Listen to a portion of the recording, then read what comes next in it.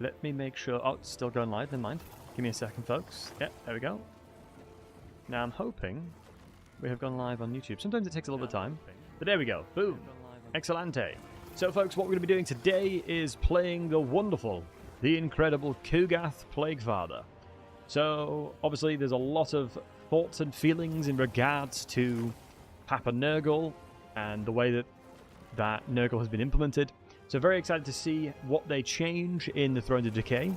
So, if you don't know, Kugath starts over in the Dragon Isles, starting off with getting some pretty tasty stuff and things. Hey, Lone Gargoyle, what's up, buddy? So some pretty cool stuff he gets access to. Infection cost is minus 50%, Nurgle Corruption plus 2, and then chance of spreading a plague is plus 15%, alongside 10 growth, recruitment reduction for Nurglings, and obviously this is a starting army. I mean, regarding his lore, one of the main things that people really concern themselves with is more so his 40k lore, because it makes a lot more sense about his stats and his conception. He used to be a Nurgle, in which fell into the pot of, Papa Nurgle's, or Grandfather Nurgle, cauldron, in which was strong enough to kill the likes of gods. And ever since then, Kugath has dedicated himself into producing and creating plagues that will take down gods, as that is what he basically did. So yeah, without further ado, we'll go with Legendary, we'll go with Very Hard, and we're just going to play it relatively chill, so we're not going to put on any Ultimate Crisis, we're just going to kind of play it, showcase, just educate where possible, because that's one of the biggest things that I want to do, is try and educate you guys how to play Nurgle. I have played an insane amount of Nurgle, and they are one of my favourite factions, or... yeah, I think they're in the top 3. I think Plagues, the Thrones of Decay is generally the thing that I'm so excited for, because all of the factions inside of Thrones of Decay are my favourites. And hey, Val. Seem kind of down? Yeah, Cram, it is what it is, you know. Ghost forever scared me back then. Yeah, Ghost was a jerk, and Ghost has been a jerk for a very long time. But joke's on him, he no longer has a Mortis engine, because he was battering the likes of Kugath too much.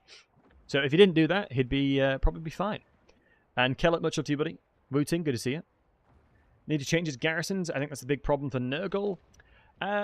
Interesting question. Or interesting thought. And one of the main things that I want to counteract that with... do you know what? Honestly, I should be fine to stream with the camera. One of the main things that I want to counter that with is... Nurgle's garrisons used to be specifically small for a reason. The reason why they had to be small for a reason was purely because of the fact that his towers were the best in the game. I don't think anybody had remotely close to the level of power that Nurgle had regarding the towers. And so what you used to be able to do is just sit next to a barricade that healed you, and then just kill everything with towers. And obviously, with the changes and them moving towards making every single tower the same, in turn, obviously Nurgle had a massive hit, so definitely something like revamping the garrisons would be a good idea. Because this ain't killing anything. Nurgle needs a complement of something that will allow them to kill things, because a garrison in itself will just not kill anything. One of the biggest factors that I want to obviously mention, never level up Kugath to be a caster. He is not a caster in the early stages of the game.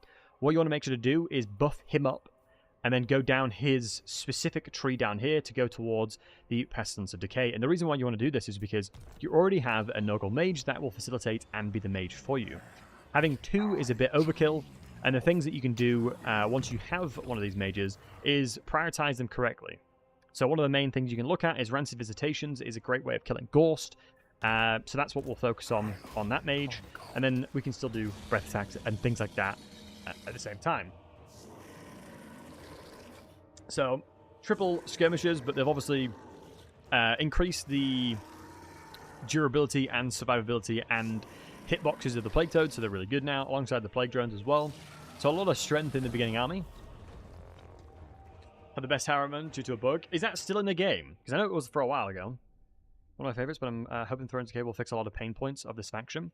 Yeah, I think one of my personal biggest pain points with Nurgle specifically is the lack of variety when it comes to compositions due to the way that the military buildings function.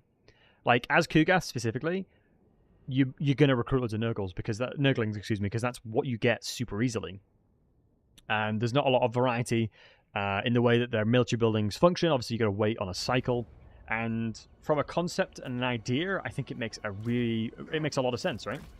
If I'm going to be honest with you, I think the idea of the cycling of death and decay makes perfect sense for Nurgle, but, you know, in practicality, it doesn't really come out and make sense because, you know, you're basically being punished for existing kind of situation, which is, I don't think, a very good way of handling things.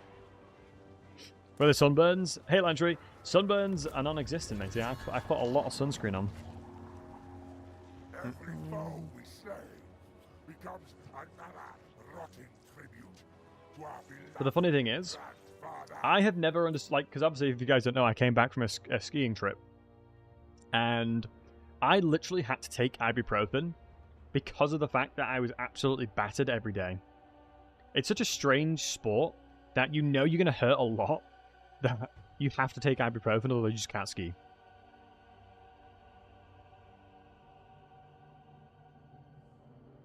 I've been skiing for 10 years. Sneaky, is that because the dry slopes burnt down? I think it was you that told me about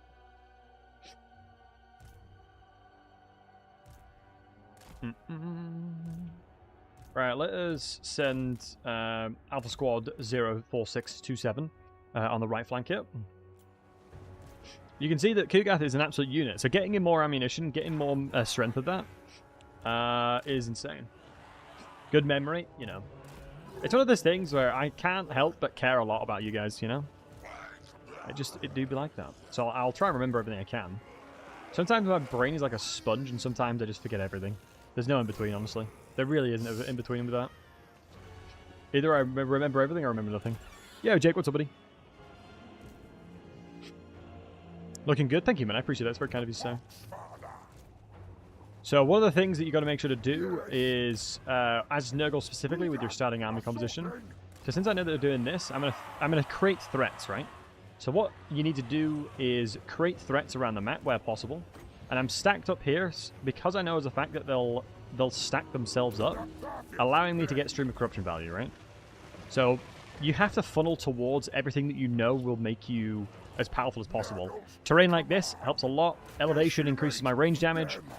So I'm obviously doing more damage every single time that I'm hitting them here. And decreases the damage taken as well. Alongside this, I'm trying to just lure them into like a little bit of a false sense of security just so I can get some more damage out. I'm going to snap these guys up because Plague Bearers in general have an insane amount of health. They have 116 per entity, which is pretty damn bonkers, if I'm honest with you folks. I think they are one of the best inventories in regards to health points. So now we've bait them out into this regard, so I'm going to be supporting my Nurglings on this flank. We now can move over this way. And let's do this, do this, do this, do this. Start hitting over here. So it doesn't necessarily matter who we hit here, as long as we're hitting something. And we're going to try and leverage the fact that they're going to have skirmish mode on constantly. And we can go ahead and do this.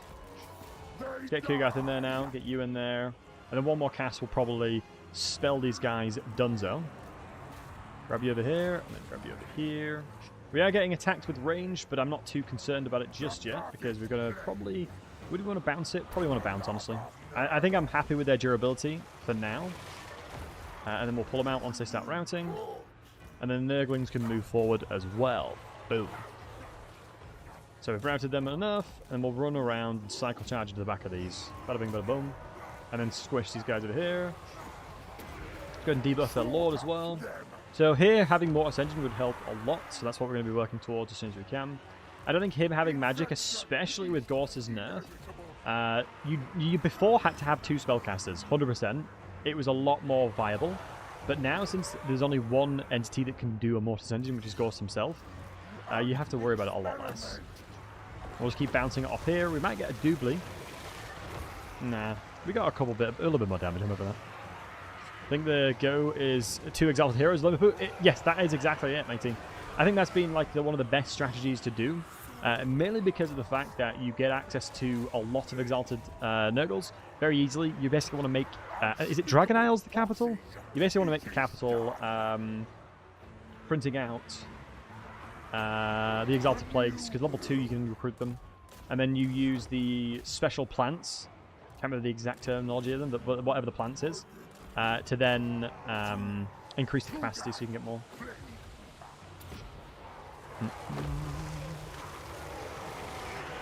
Double whammy, love that. Fix the plague drones getting stuck on everything. No, I think they still struggle a little bit on walls, I'm not going to lie to you boys, but I think overall they're still decent. Fun enough, fun fact, plague drones are the first video on YouTube that got views quickly. I kid you not. The video that I made about plague drones was the first video I ever made that got views very quickly. I literally had no idea. I think I called it something like plague drones are OP or something like that. Basically because they could knock entities off the walls. Which is really OP, honestly. Hey, Grackle, thank you for the 7 months, buddy. I appreciate you. BTLC blankies BTLC blankies BTLC blankies BTLC blankies BTLC blankies BTLC blankies BTLC blankies BTLC blankies BTLC blankies BTLC blankies. That's my boy right there. Liverpool, you've made me proud.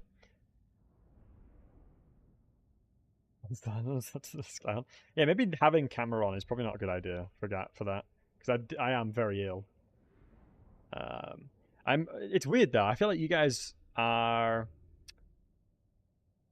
giving me energy, which is weird to say. Or the ibuprofen. Probably the ibuprofen. Maybe a bit of both.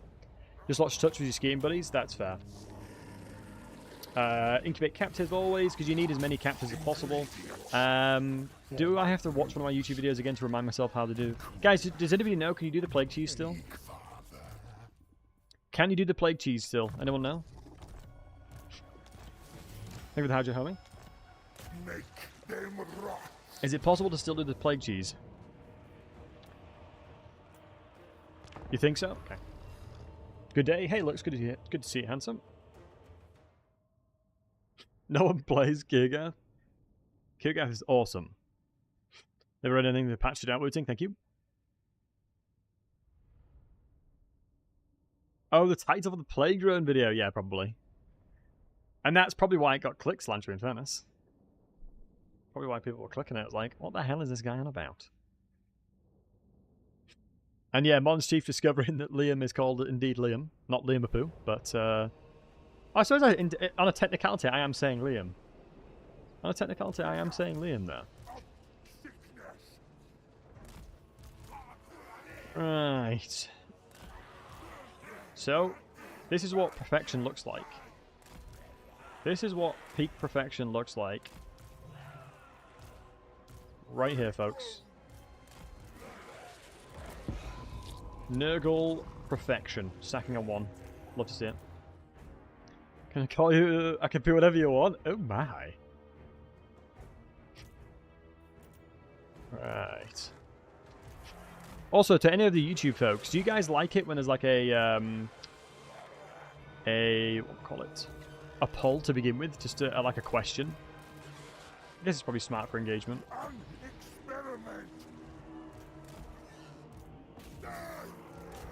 Wow, they've really just straight abandoned these poor skinks. Alright. They really have just said, screw these guys, let's leave them alone. Until you find a Chorf artillery battery. Yeah, then I would not suggest it. Then it becomes within the realms of not the vibes, that is for sure. Also, I'm surprised he's not... Kugath himself is not being shot here. Oh, he is a little bit. He's just such an absolute unit. Once I start seeing some HPs go a little bit lower than I would like, I will move over. But the smartest thing probably is just to get rid of these guys. The durability of Nurgle units is nothing to laugh at, that is for sure. I think it's probably smarter just to send them in melee and just start getting some terror, because terror works only when there is melee contact. You have to have an entity-on-entity contact, otherwise it won't terror.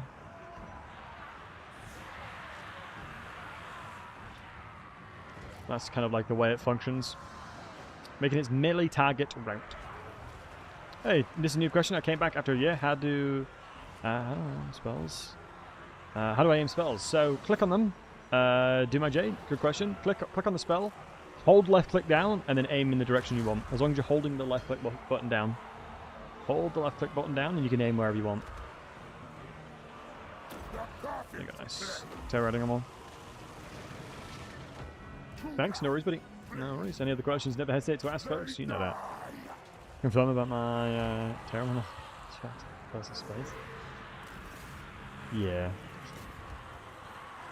I had an interesting NPC moment when I was traveling to my friend, and I stayed at my friend's house before we went to the airport, and like an old guy came to us and we just didn't understand anything he said, and it was interesting. I literally in my head heard the Oblivion music and the Skyrim music. It was something else. But I still try to like be friendly, because you know sometimes older folks, they don't really get outside too much, you know. So always try and make their days when you can. Because it just reminds me of my granddad. He used to say just some of the weirdest things. How do you have a new question? How do you know move information with Alt? But how do you turn? Alt and then Control as well at the same time. So if you grab a unit and click Alt and then Control, you can turn them, and left click as well. So Alt, Control, and left click hold. You can turn them. Like so. Hey Matty, welcome back. Thank you, buddy. I appreciate it. It's good to have you back. Good to be back. Thank you. No worries, bud. Yeah, normally moving is such a huge thing. Like, having the ability to just slightly turn things is so useful. Also, am I crazy or are Furies a lot stronger now? Like, last time, the second I used to send Chaos Furies in, they'd just die.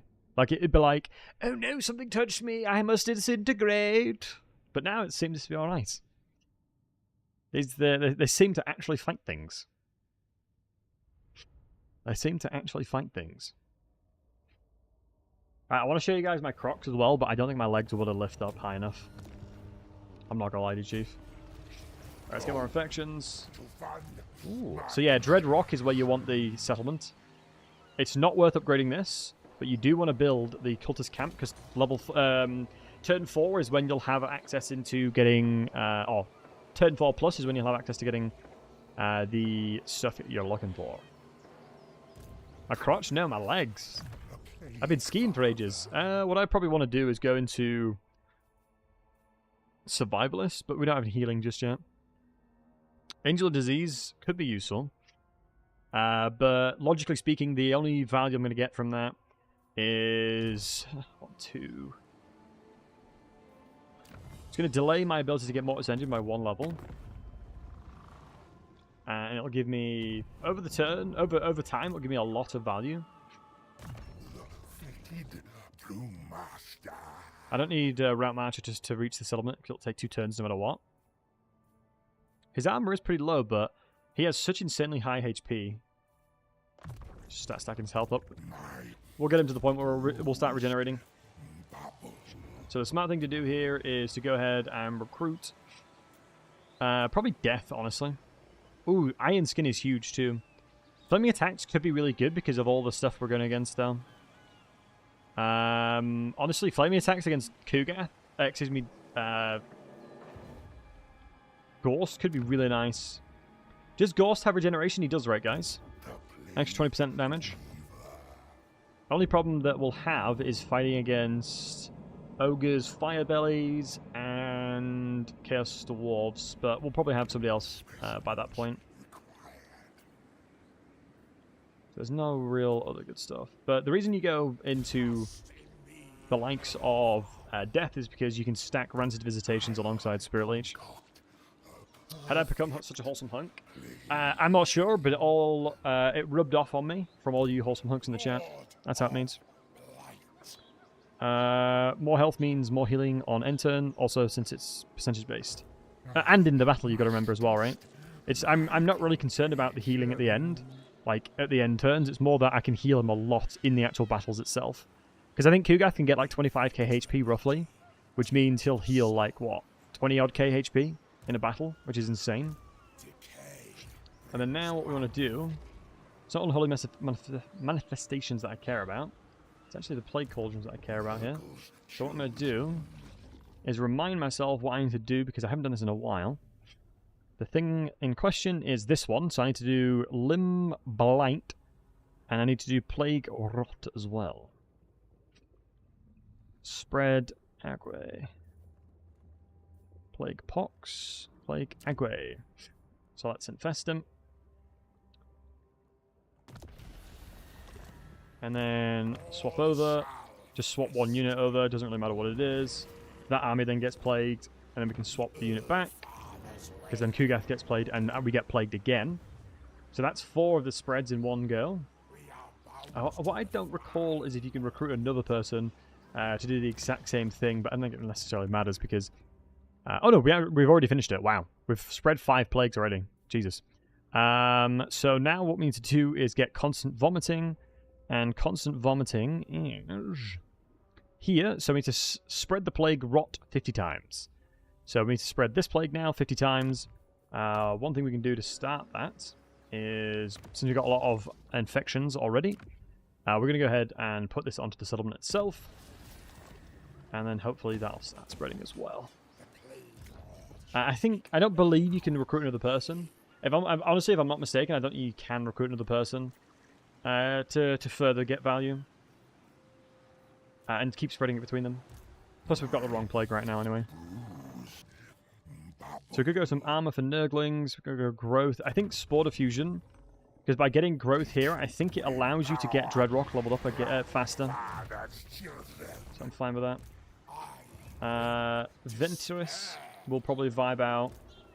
Our line of where we're actually going to be crossing over. So my settlement... Why is it all green? My island stops here, I think. So I can recruit all the way over here if I wanted to. Which is pretty nice. Getting a beast in Nurgle is not really that important. Nurglings are probably what I'm going to be looking for. Obviously they can't climb walls, so that's the only thing that sucks. Other really interesting things you can do as well is put an Holy Manifestation onto like a secondary lord. Put all your units into said secondary lord, and then just get a ton of replenishment for free. That always works quite nicely. I think we're going to go with a bunch of Nurglings. I honestly don't think it's necessary. But we'll have them ready to go for next turn, so love to see that. Cheesing the plague counts. He can't do that. Stop him or something. Hey, Keller, thanks for the 23 months, buddy. You gotta cheese the plague counts, guys. Come on, that's the way you do it. Well, you gotta do it. And Owen, thanks for the 33 months. But Pop Nemo, Pop Nemo. Right, there you go. So that was a solid first turn, boys. Owen, hope you're doing well, my man. It's good to see you as always. Salutes for the homies. Salutes for the homies. Oh, 07s. Oh, man. I want to show you guys my crotch, but my legs won't lift high enough. Yeah, I think I'd probably get banned swiftly if I showed my crotch on stream. I would imagine. Probably not, honestly. There's like body paint streamers and things like that, so potentially we'd probably be alright. Not that it's an open invitation to do it. I'm not going to do it. We can still Confederate Festus. That'd be nice, yeah. I feel like the problem that Kugath has is Festus is pretty much hidden, but better. For the most part. Alright.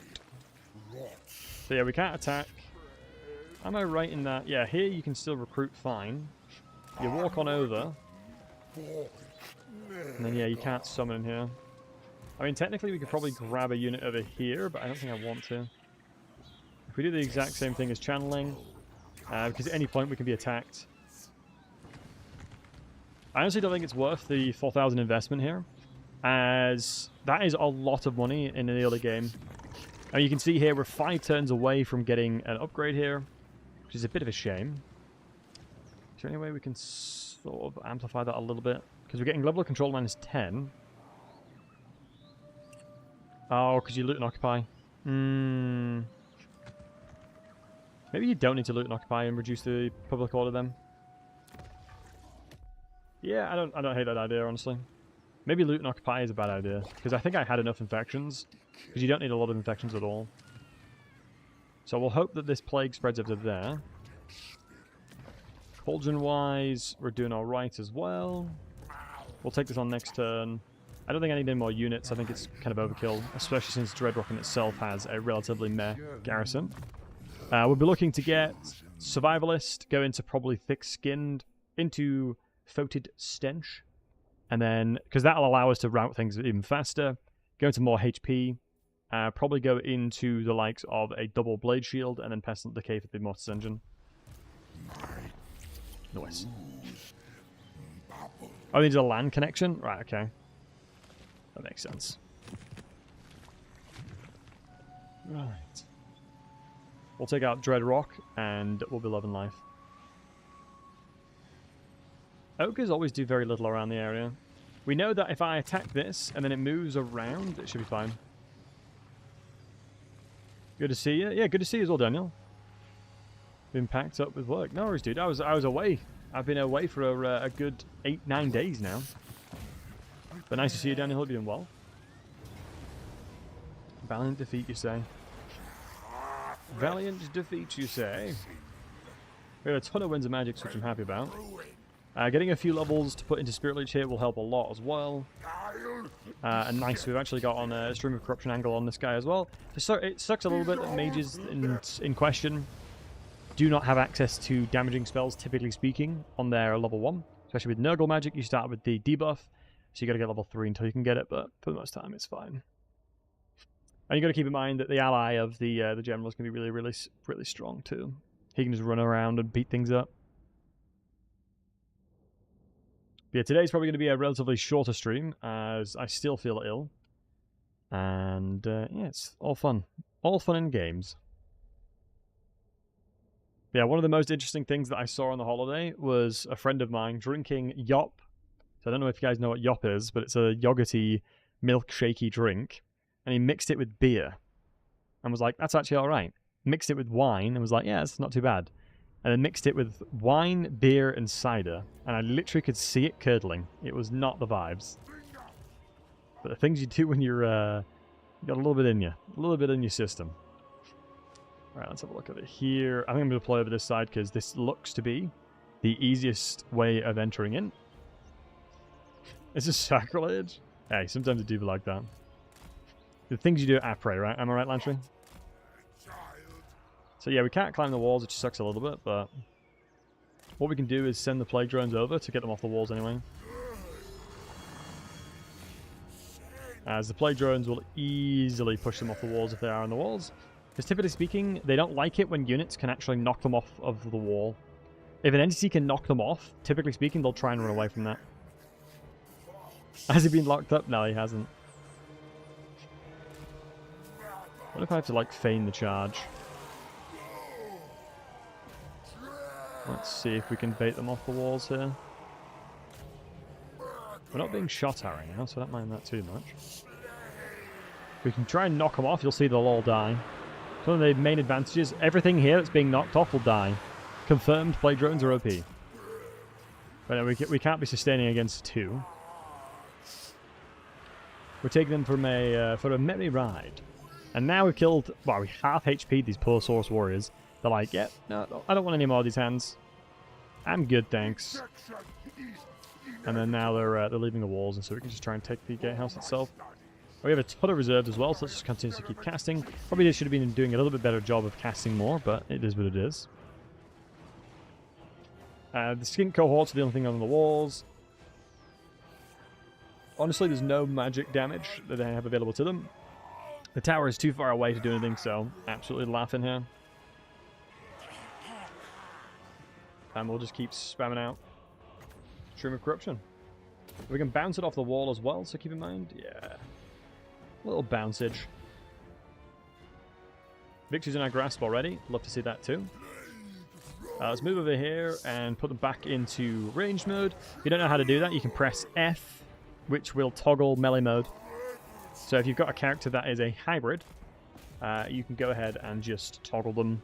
Sometimes it's more effective to have range damage than it is magic damage. F to pay respects. Come on, folks, let's get in.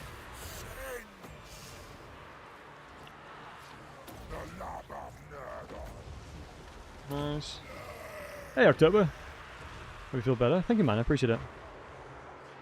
Never played Nurgle. What are the Nurglings good against? Honestly, everything. It sounds stupid, but generally Nurglings are pretty much good against everything because of how high their health is. I think Nurglings have some of the highest HP per entities in the game. If I'm not mistaken, it's what? 140. Yeah, they have 140 HP per entity, making them one of the tankiest units in the game. Especially since they can recover quite a lot. Because since they have a low entity count, their stat line's really solid. What the hell was that? I think he just chucked something at him. Nurgle struggles against Zinj? Oh yeah, absolutely. I mean, Nurglings versus horrors is just not... It's a horror, basically, you know? But I would say, typically speaking, Nurgle is pretty solid against most things. Because I remember... Because I used to do some... I used to play relatively competitive when the game came out. And a lot of the time, what you'd have to try and do is pull out more toads and things like that. And it was a lot more effective of a strategy than just trying to trade them in melee. So yeah, once you got yourself to the point where you had a ton of mobile units, you were absolutely laughing, truth. Zinj really struggles against most things like that. And since Nurgle has access to high armored units now, Zinj is not as much of a counter as it used to be.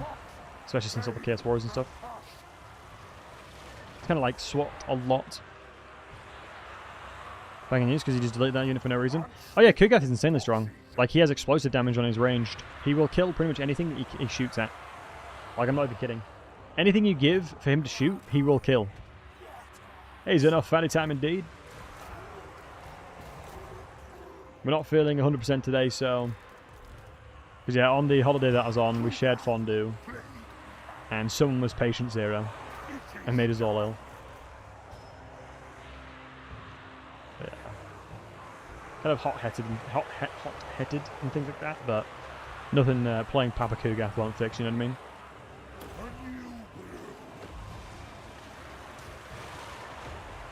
Nice. Good damage. Let's just start preemptively chugging down a potion of healing, because I think, honestly, looking at what's remaining, the battle's not too far away from finishing. Hey, Lander, good to see you, buddy. Sharing Grandpa's love, I see? Absolutely. We're here to spread Grandfather's love. And boy, is he proud of us. Legendary very hard. It's actually quite easy. As the first 10 turns are. I mean, not false. The first 10 turns for Kugath is, typically speaking, not too bad. I got a ton of magic available to us. Wait, is it both 5 cost? Huge. I remember when Stream of Corruption did 48 AP damage. Literally 48 AP damage on an overcast. It was insane. It was the #1 highest value spell in the game, I believe, for a cost breakdown. From a gold value per Winds of Magic perspective, it was the strongest spell in the game. Which is true. It was very, very good. Just try and shut down some of these range units here, as obviously it's going to be pretty frustrating. Pendulum was up there too. Oh yeah, Pendulum was just like unbelievably god tier. I remember playing in a tournament and going against somebody playing Garrison with her, and they literally pendulumed and one-shot like 3 of my elite infantry, and I was like, this is fun. This is definitely a balanced and fun gameplay. Because if you don't remember, they basically had the pendulum at the overpowered state that it was in Warhammer 2. So it was like bonkers Warhammer 2 level. And obviously, as you know, they have nerfed a lot of magic since then. But yeah, Landel, I hope you're doing well. We'll be continuously spreading nothing but Nurgle's love today. Orb Lightning will never stop being busted. Honestly, it's not as bad as it used to be. It used to legitimately one-shot any inventory, pretty much, but now it doesn't, thankfully. Now it does not. It'll kill a lot of stuff, but the spread and the damage that it had has been nerfed a lot. Binge in the ST roster and change increases. We can probably go through it. Does anyone like a mod or a VIP in either YouTube or Twitch have access to the link and just want to share it? And we'll go over it myself. Because I actually, on stream, went over what I felt like was needed. I remember making a stream dedicated to that one.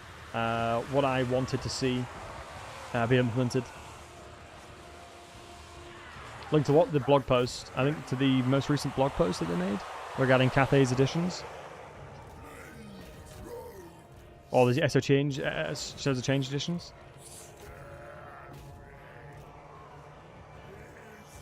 Wow, it's so wild how slow this mage is, but it makes sense.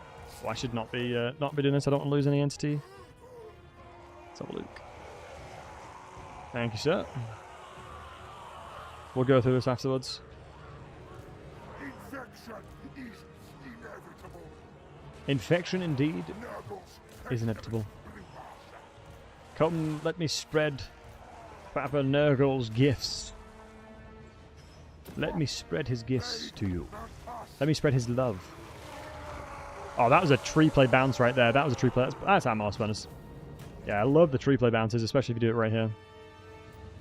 Huge. Really nice one. Didn't really take much damage at all. You love to see that. To see it, you love to see it. Alright, let's have a look at this blog post then, shall we, folks?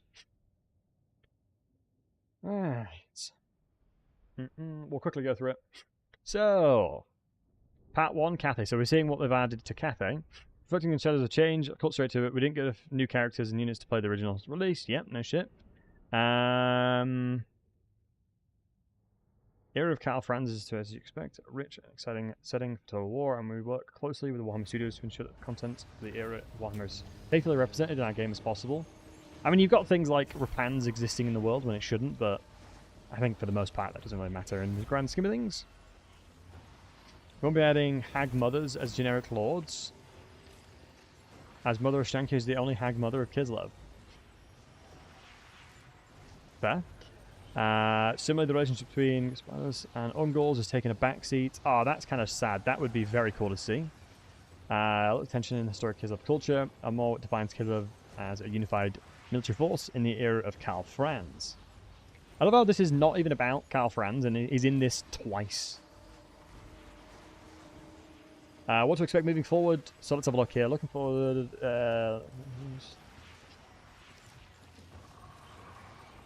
Exciting characters like a Golden Knight, spectacular units and creatures. Yes, I'm looking at you, Mighty Hotpot, or other unexplored lore.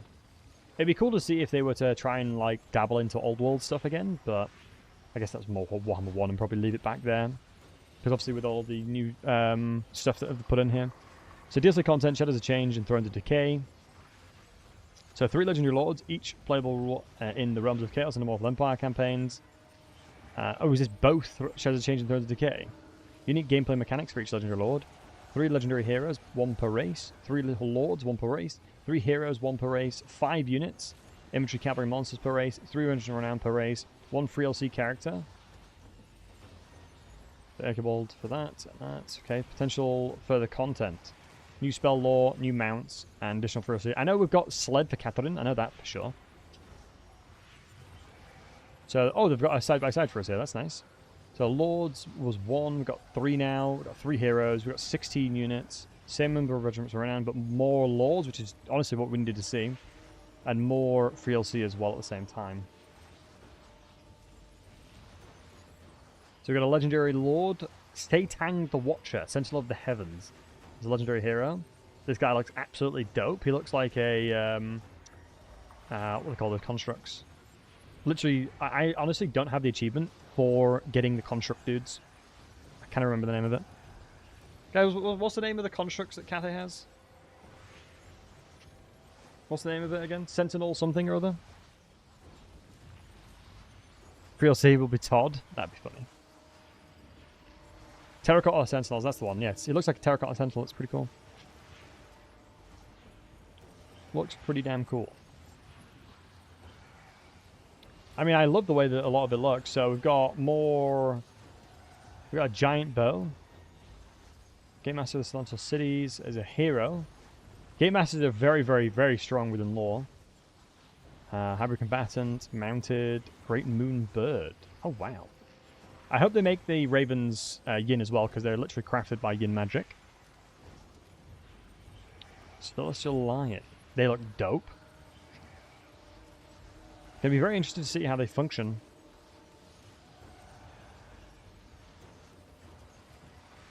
I mean, fair play to Rich. I mean, Rich, typically speaking, I have never really got many bad things to say about him. I think he's a good guy. And it looks like they're going to be adding more content in there, so it's just going to be a case of if you personally deem the price worthwhile. I think the amount of units and things like that we see there is probably not going to be enough, in my eyes, to justify the price point it's currently at. But I think it's definitely the right step in the right direction, you know. Also, FYI on the Twitch side of things, there'll be some ads running in momentarily. I still think it's a little bit too expensive, IMO. let's have a look here. So we've got more growth now. Get some Nurglings love. I don't think we need fever. Yeah, I don't think fever works. The rot horde would grow. But it'll remain a south bank for a long time. Yeah, for sure. And hey, Questions, good to see you, buddy. Hopefully Sigmar will blast you in my ravaged body. Hopefully so, lad. Hopefully so. Do I think I need more units to fight this guy? Probably not, honestly. But yeah, looking at those units, I mean... We'll just have to wait and see how it feels and plays, you know? Because saying... Like, estimating right now is... You know... It's subjective to every person, right? And with the cost of living crisis, especially in the UK, it's kind of mental how expensive just living is. Like, having a normal wage, you know, working, you know, like Tesco or something like that, you would struggle to live. And so everything else going up as part of it is just stupid, right? You know, the consumer shouldn't really be eating the costs of that significantly. Right, the plague is now gone. What do we need to spread again? I'm trying to remember. Constant vomiting, which needs to be... We need to spread 50 times. Spread rot. Okay. Do that. Grab a unit. Spread that again. And then grab another unit. Do I have to come out of this to do it? No, I don't have movement. I'll do it next turn anyway. Do I have to buy somebody new? I really don't want to, because it's so goddamn expensive to get these guys. I needed a little bit more movement. Oh, well, maybe if I did this. No, I don't have any... I don't have any pop-ups or anything, do I? No, I don't. We shouldn't have any pop-ups for us to stop us from doing this. Okay, it's a pretty big sad, but it should be fine. What's the rank 10? The Demon Spews? Yeah, that's going to be a super, super sick unit. A double? Oh, Nerving Swarms with Blister Backs. When did this get added in? For some reason I don't remember that. Is that bad that I don't remember that? Let's get ads. Suck it up for 90 seconds, you leeches. Free. No, honestly, it's to get rid of pre-roll ads more than anything. I think if a new person comes into the stream and they don't have, they have to watch an ad, there's a very high likelihood that it's going to leave, right? So if I have any control of when the ads are going to run, I think I'd rather be in control of it than not. For me personally, you know. We'll go with Tobal, Plague Bearers. Honestly, I really forgot how garbage the replenishment rate is for non-Nurglings. Very tempted to merge them. But that should be fine. So just going to wait until we can increase this to level 2. Get ourselves Exalted Heroes of Nurgle, because we've increased the capacity through here. There's actually a relatively high chance that we're going to get another... it doesn't increase the capacity. Okay. Just the tier 1 of it does. That makes sense.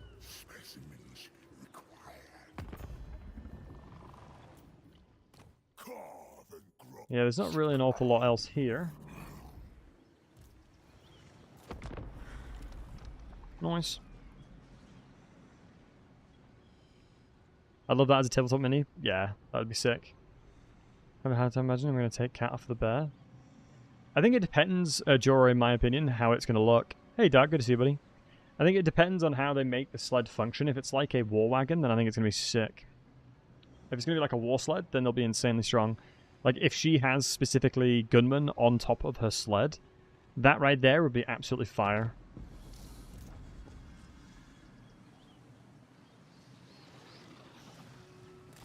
Let's move over towards the port side of it. Just on the right-hand side. Move over here. Since it's not a triple port, I cannot... Just do this. Force matching. Yeah, we'll just force match over here as well. We could recruit a couple of units, but I honestly don't think we need to. I am very greedy when it comes to playing Kugath usually, because I'm pretty damn confident in my ability to win these. Because the garrisons are quite low. We've actually leveled up Kugath to be stronger himself as well. This doesn't need to be increased. Obviously, we'll just get Dreadrock increased and then we'll Athen. There may be a chance that we can use a Cauldron to get better public order or something, potentially. So I think we already have... Oh, what I should have done. Yeah, this is what I should have done. Yeah, you infect it with this. Yeah, that's the one. Remembering again. Yeah, you're supposed to infect it with that plague to get it faster to upgrade, so next turn we'll upgrade it now. That's the reason why normally I remember it being a 4-turner, because you should be able to upgrade this in time once you upgrade this and get additional growth from plagues. Because I believe Nurgle Corruption as well gives you growth and control, so obviously we need to have that more often. Nice. So yeah, next time we'll upgrade it. And we're loving life. We're going to have to wait and see how this goes fundamentally, because I think Lisbon might attack me here. But we're definitely favoured. We'll get the mage coming in and we'll be able to easily just nuke down Shattered Stone Bay. I'm wondering if the insane hero is still there. I'm wondering if the hero's still here. In the garrison. I think they might have gotten rid of it. Guys, did they get rid of the hero inside this garrison? It was what made the actual fight difficult. Wait, have they nerfed this even more? Wait, Kugath's stats insane now. All the things that made him struggle have just gone. Let me do that to spread more plagues. Yeah, literally all the things that used to be really annoying to deal with have now disappeared. Mortis Engine and this fight having the insane hero in it. Interesting. Is he a moving artillery lantry? He is, yeah. He's foul moving. With a lot of explosive damage. I mean, Kugath is the strongest Legend Lord in the game. BaDLC Blankies BaDLC Jaro Hype Batishello. Hey, Rage. Thank you very much for the 14 months, buddy. I appreciate you. One goal that we do have for the stream is to try and make... we're going to be trying to make... Partner Plus, potentially. We're going to be going for it as a goal. Because instead of a 50% split, it's a 70% split, so it's a pretty big pay bump. So my goal for this year is to try and obtain that. That is one of my goals for this year. Were you reviewing the Catholic Legends Lord? Right, Lantry, that makes sense. Cool if he is a hybrid unit like that. I think they take a lot of inspiration from hybrid elements. Like, what's she called again? The Vampire Shadow Chick of Kislev and Kislev and Empire. I cannot believe I forgot her. Here multiple times, now going for it. I think it's relatively new, yeah. So I think it's relatively new, matey, yeah. Because it was always, unless you were like, I guess, contracted by Twitch, they wouldn't ever give you a better contract than 50-50. But they implemented something recently where you could obtain, more of a split. Which is pretty dope. So if anyone is able to like sub for 3 months, because it has to be over 3 months, I think you need a 350 sub points over 3 months, which is a very big ask, and I understand that. But it's sometimes it's good to have goals, you know. So I think for the majority of partners, I think it's pretty unobtainable. As it's a lot, because it excludes gifted subs and primes. More like a bone golem bow. Still very strong though. Still very strong. I don't have any Rants of Visitations, but my goodness. Stream of Corruption is my favourite spell. Stream of Corruption is just so built different, man. It is so good. Next episode is 29th. Appreciate you that. I think Stream of Corruption, I'm going to say it, is probably one of the best gold value spells out there. I really believe that. I think there's very, very few spells in the game that has the ability to provide as much value as it can. It's kind of mental. Nice. Sort of bait these guys out and go around the outside. And they're trying to fight me in a blobbed manner. Oh, you fools. Oh, we've got a power stone. I'll have to send that over to Kugath now. That's one of the main benefits as well. Being a hybrid. Or having more than one lord. Having multiple lords makes it so that you can have a higher chance of getting items. The more lords you have, the more chance you have of getting more items. Because it's the same for slaves as well, I believe, for the Dark Elves. The more lords you have, the more captives you'll obtain. And it's like, for Bretonia specifically, it's like, you know, you'll do more vows and everything. So there is near enough zero reason not to have a lot of lords following you to begin with. It is just the meta. It's like this. It's the best strat, pretty much. It is just so good. Also, Lancho, I was meaning to ask you, how come the internet in the French Alps is so good? Like, how is your internet so much better than England's? Like, I was on a train coming back from the airport, and in Morzine, perfect 5G on a massive mountain. I come home and I'm losing signal on the train like half the time. I was like, how is this a thing? Like, how does that make sense, kind of thing, you know? Make that make sense. Also, I'm sure you guys missed her. Here's the belle of the ball. She's had a haircut since you last saw her, guys. Look at this little beautiful puppy. Yeah, she's had a relatively big haircut, but hopefully we'll keep her nice and trimmed properly. But she is such a cutie patootie. Mwah. Yeah, I missed her a lot. She went absolute psycho when I came into the door. Like, she was so excited to see me. It was so nice. She deserves a treat. I can tell you what, she's had a lot of treats out of me since I've been back. That dog knows how to work me, I can tell you that for free.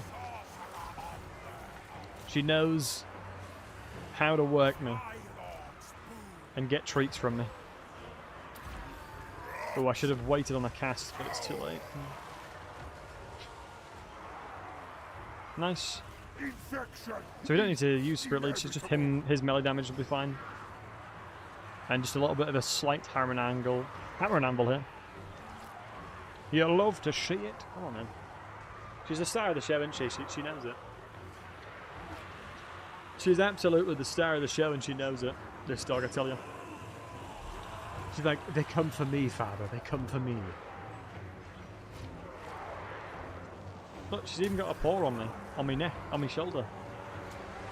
Like, it's okay. It's okay, Battlesey. Crazy's here.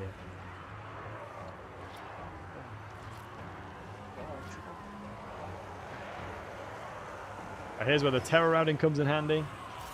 Honestly, I feel like retreating Furies is just not the vibe anymore. You retreat a Fury, they'll die instantly, I swear to God.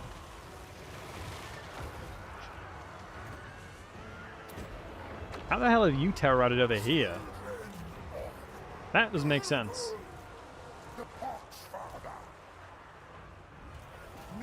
Yeah, that is confusing me, but hey, we ain't gonna judge. We ain't gonna judge. We ain't gonna question it, but we'll just take it. Alright, start moving in here now.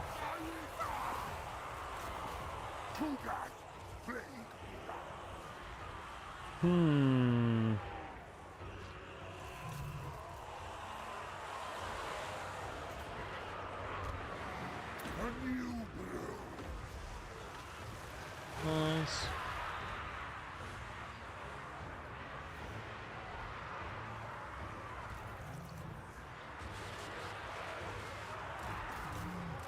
Keep up the pressure. The blobs of Nurglings. I'd love to see it. Kugath is so strong, man. It's insane. Ooh, we're actually in a bit of a danger zone here. I'm not supposed to kick in, though. Jobs are good, boys. Yeah, that fight is an absolute joke now. They don't have anything that's, like, relatively contesting you anymore. Because the Garrison used to have... Was it like a source lord on a mount? And now it does not exist. I remember having to use the plague drones to shoot it. And then Spirit Leech as it came along. So yeah, they've made it a lot easier. Also, you'll be pleased to know, guys, my scuffed light setup is still standing. I can't bloody believe it. This right here is what you call English engineering at its finest. Taped to the wall. That's some English engineering right there, baby. You can't beat a bit of English engineering.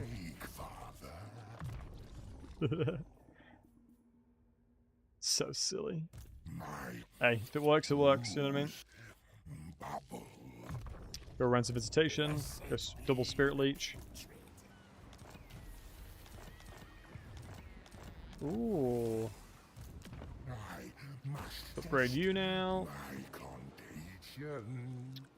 And 3 turns we'll have access to the Exalted Heroes. I could have done it a lot faster, I'm pretty sure. Definitely could have done it a lot faster. Yo, Katie, how are you doing? I saw the wonderful Fred raided you, so it's lovely to see that. Hope you're doing wonderful. And how was your stream? I hope you had a fantastic stream. I know that you, in your bio, it says something like you can't play, newer games. You play RTSs and stuff like that. So it's pretty cool that you're in the Warhammer 3 space. Appreciate the raid. It's very kind of you. Hope you're doing wonderful. And Jedi Tano, good to see you as well. We're currently playing Legendary Kugath. We're not feeling 100%, but so we decided to play Kugath. Nurgle spreading the plagues and things like that. Seemed like a great idea, while not feeling 100%. And you were playing Cal Franz, if I'm not mistaken, right, Katie? Hope you enjoyed Franz. Cal Franz is probably my favourite campaign in the game. I absolutely love and adore Cal Franz. Prince and Emperor. Someone was asking me if I wanted, like, in the end life cycle of the game, for Cal Franz to turn to Sigmar at some points. I think it would devalue Cal Franz a lot, but it'd be very cool. Because it's lawful. It would be lawful. Because that literally what happens before the end times. Cal Franz is basically like, yeah, I done goofed. Sigmar's like, I got you, homie. But it doesn't work out too well. But how often do you stream, Katie, if you don't mind me asking? How often and when do you stream? So some of the folks in the community can get to know you. I remember the... I really could have done this a lot more effective. Make a cool mod. Yeah, Zernoff, what do you think? My eyes, right? If you remember Vortex Zinch...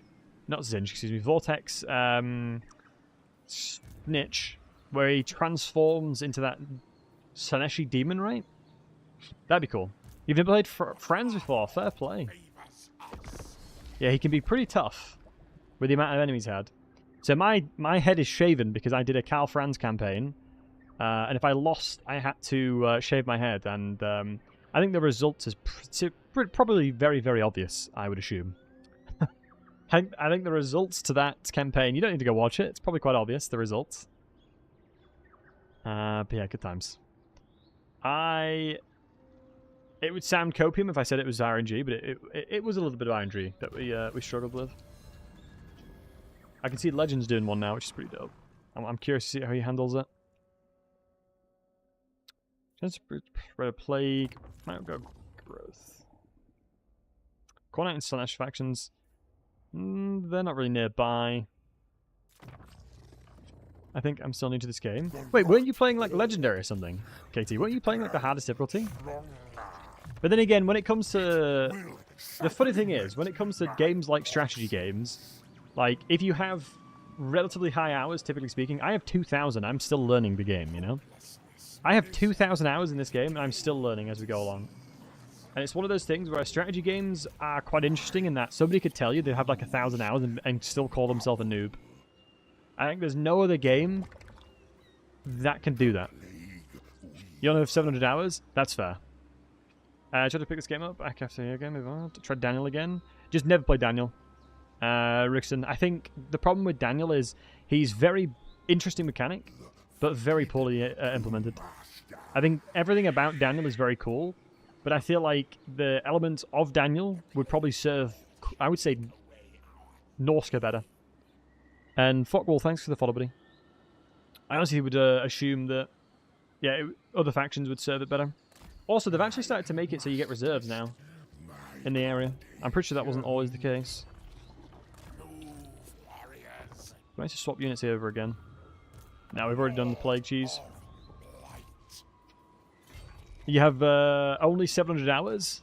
Yes, I think 700 hours is a good amount, but yeah, fair play.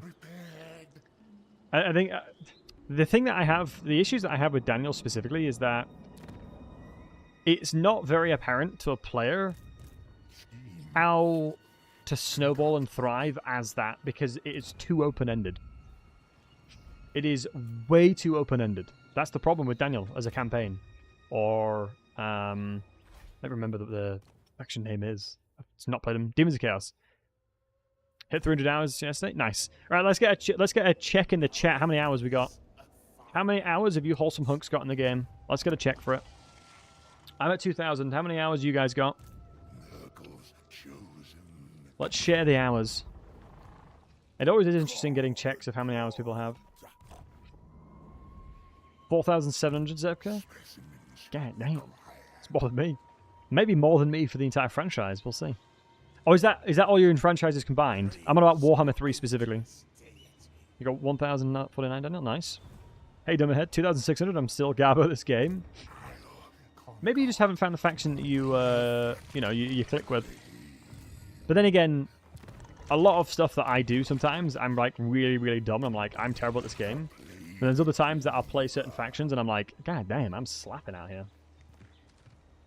Like, we out here throwing hands.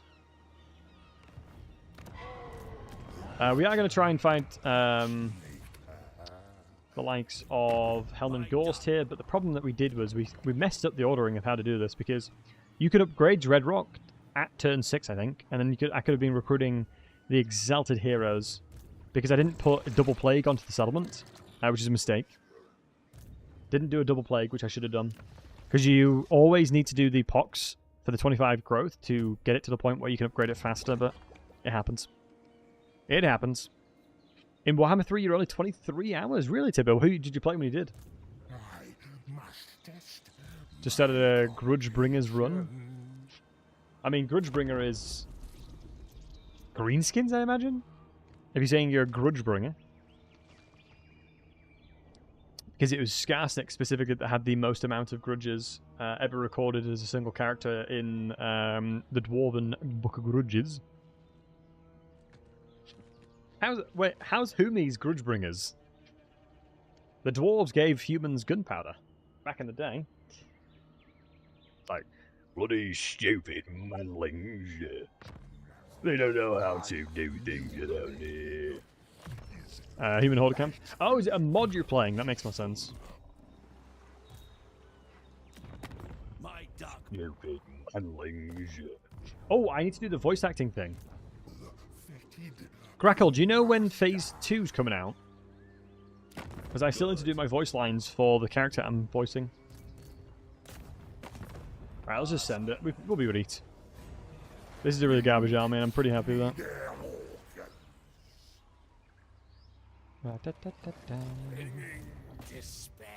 When I first played, all I loved playing was Khorne. Oh yeah, murdering and running at things with Khorne is great fun. Right, let's get Strider on the Plague Toads, because I'll need the movement. Hey, Railing Ice, it's going well. How are you, buddy? It's going wonderful, thank you. But also, Katie, once again, it's really cool to have newer people coming into the coming in and streaming Warhammer 3. As Warhammer 3 is the game I very much love, so it's always cool to see new people popping up. So if you need any help, tips, or anything like that, don't hesitate to reach out to me. Cathay is a source of gunpowder? Yes. Yeah, Cathay is the original. Well, I mean, you got to remember that Cathay has existed. Cathay has existed in this world the longest out of everything.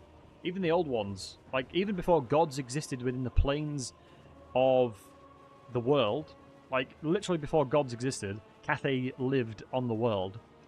And, like, the old ones, when they were, like, moving the map around, like, morphing stuff, had no idea Cathay existed at that point. I think Cathay, you could argue, are one of the most influential factions specifically in the game. Didn't the Lizardmen show up a bit before Cathay was founded? I don't believe so right now. Also, good to see you, buddy. I believe Cathay existed even before the old ones, and you'd assume Lizardmen wouldn't exist in the world before old ones came. Cathay gave it to the dwarves, and they to the Empire Kislev. Pretty much, yeah. I think it's one of those things. It depends. The dwarves might have actually just invented it themselves. I mean, you got to remember there's a lot of very, very ingenious engineers within the dwarven faction. Like, if Malachi Mackayson does not come in the latest DLC, I will cry on stream. Actually, no. I take that back. Maybe not cry on stream. I'll cry off stream. There you go. I will definitely cry off stream if they don't. If it doesn't get implemented. I know the Dragon Emperor is older than the old one's arrival. Yep. Cathay main, so I think I arrived at the perfect time. Yeah. Cathay, I love Cathay. Cathay's really fun. I think Cathay was a faction that I had really high win percentage on land battles specifically. Like, fun fact about me, I was top 4 in the world at one point in Warhammer 3. But now I'm a big old boomer. And haven't really done much multiplayer. As domination doesn't interest me as much as it used to. It's too long for my liking. Never went into the online play in this games. Honestly, I'll tell you guys a fun fact. Just for free. For the low price of free, I'll tell you guys a fun fact. Warhammer 3 had the highest percentage of single-player gamers move to multiplayer in Total War's history, I'm pretty sure. In Total War's history, there's never been as much players moving to multiplayer as Warhammer 3 had. And I think that's partially due to the lack of variety that the single player held. I think it was like something like 40 to 50% of players moved over, which is actually insane for Total War. It is massively, massively dominated by single player. Decided while watching you play to reinstall this Tibbet. Nice, dude. Who are you going to play, you think? Well, I'm stroking my dog with one hand, and no, it's not a euphemism for something. We could go Rancid Visitations. Yeah, go on. This is sort of what you used to do to... Oh, he's got a heal, and we're doing this. I'm going to go beat him up. The problem that vampires have, without any high tier inventory, they do no damage.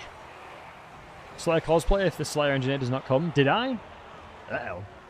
I think I remember that, actually. No, what I should do is I control the narrative of the stream, so I can just gaslight. That's how politicians do it, right? Nah, I'll do it. That'd be dope. Doing a Slayer Dwarf stream would be dope. You know I love me, Dowie. No shame your ancestors, Dowie, brethren. For the dummies, Kiron. No shame in your ancestors. You stupid logic. Yeah, I will always love the dwarves. I will always love them. Let's murder this guy and then be done with it. Cathay in general, my favorite character is definitely Cetra. I'm a Cetra fanboy. I mean, makes sense. Cetra arguably could be the richest in the entirety of the world. I think Zebka led me to believe that. Like, Cetra, the amount of trinkets and cool stuff Cetra has, he is a wealthy character. I'm not sure when it comes out, but no hurry, don't worry. Legend is still in the oven. Ah, cool. Oh no, I meant the legendary hero, Rabe. Rabe von Stahl. Something to do with him. The revamp of him. How'd your homie check? Thank you, buddy.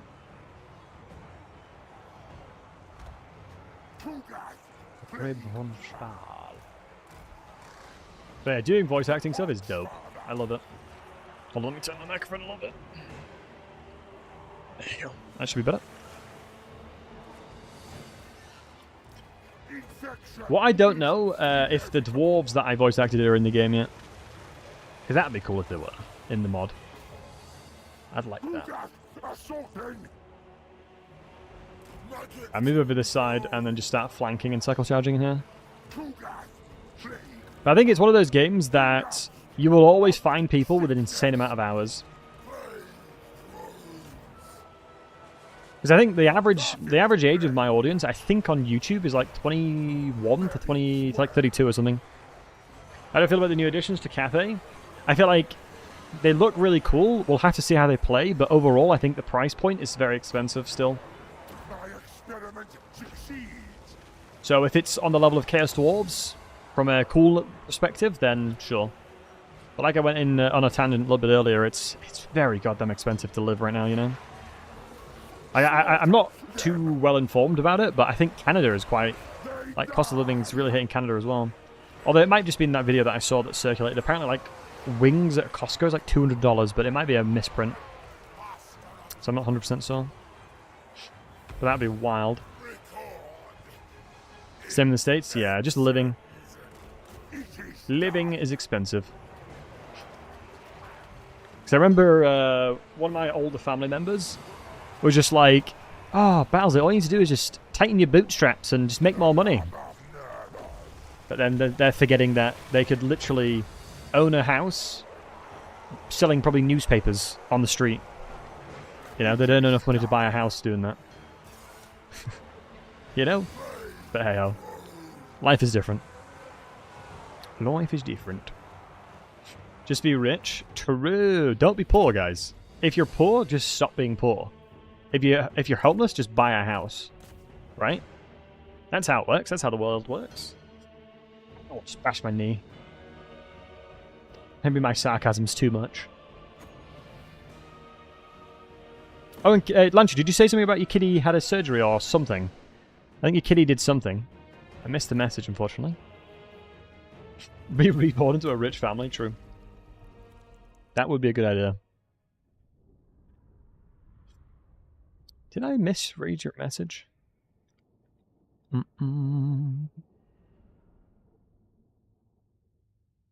maybe I didn't. Maybe somebody said something about a kitty, or I'm just delusional. Potentially both. Potentially both, honestly.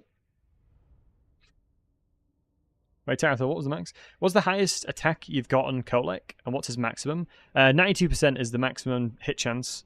So, typically speaking, anything over, like, 100 odd will be max. No, that's a lie, like 150.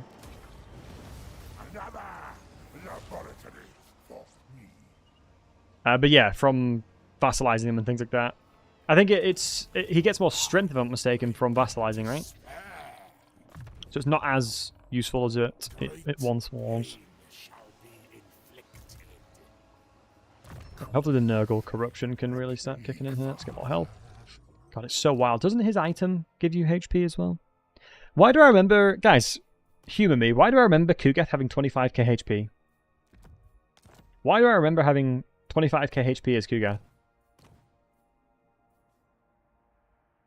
Maybe 20k is what I remember?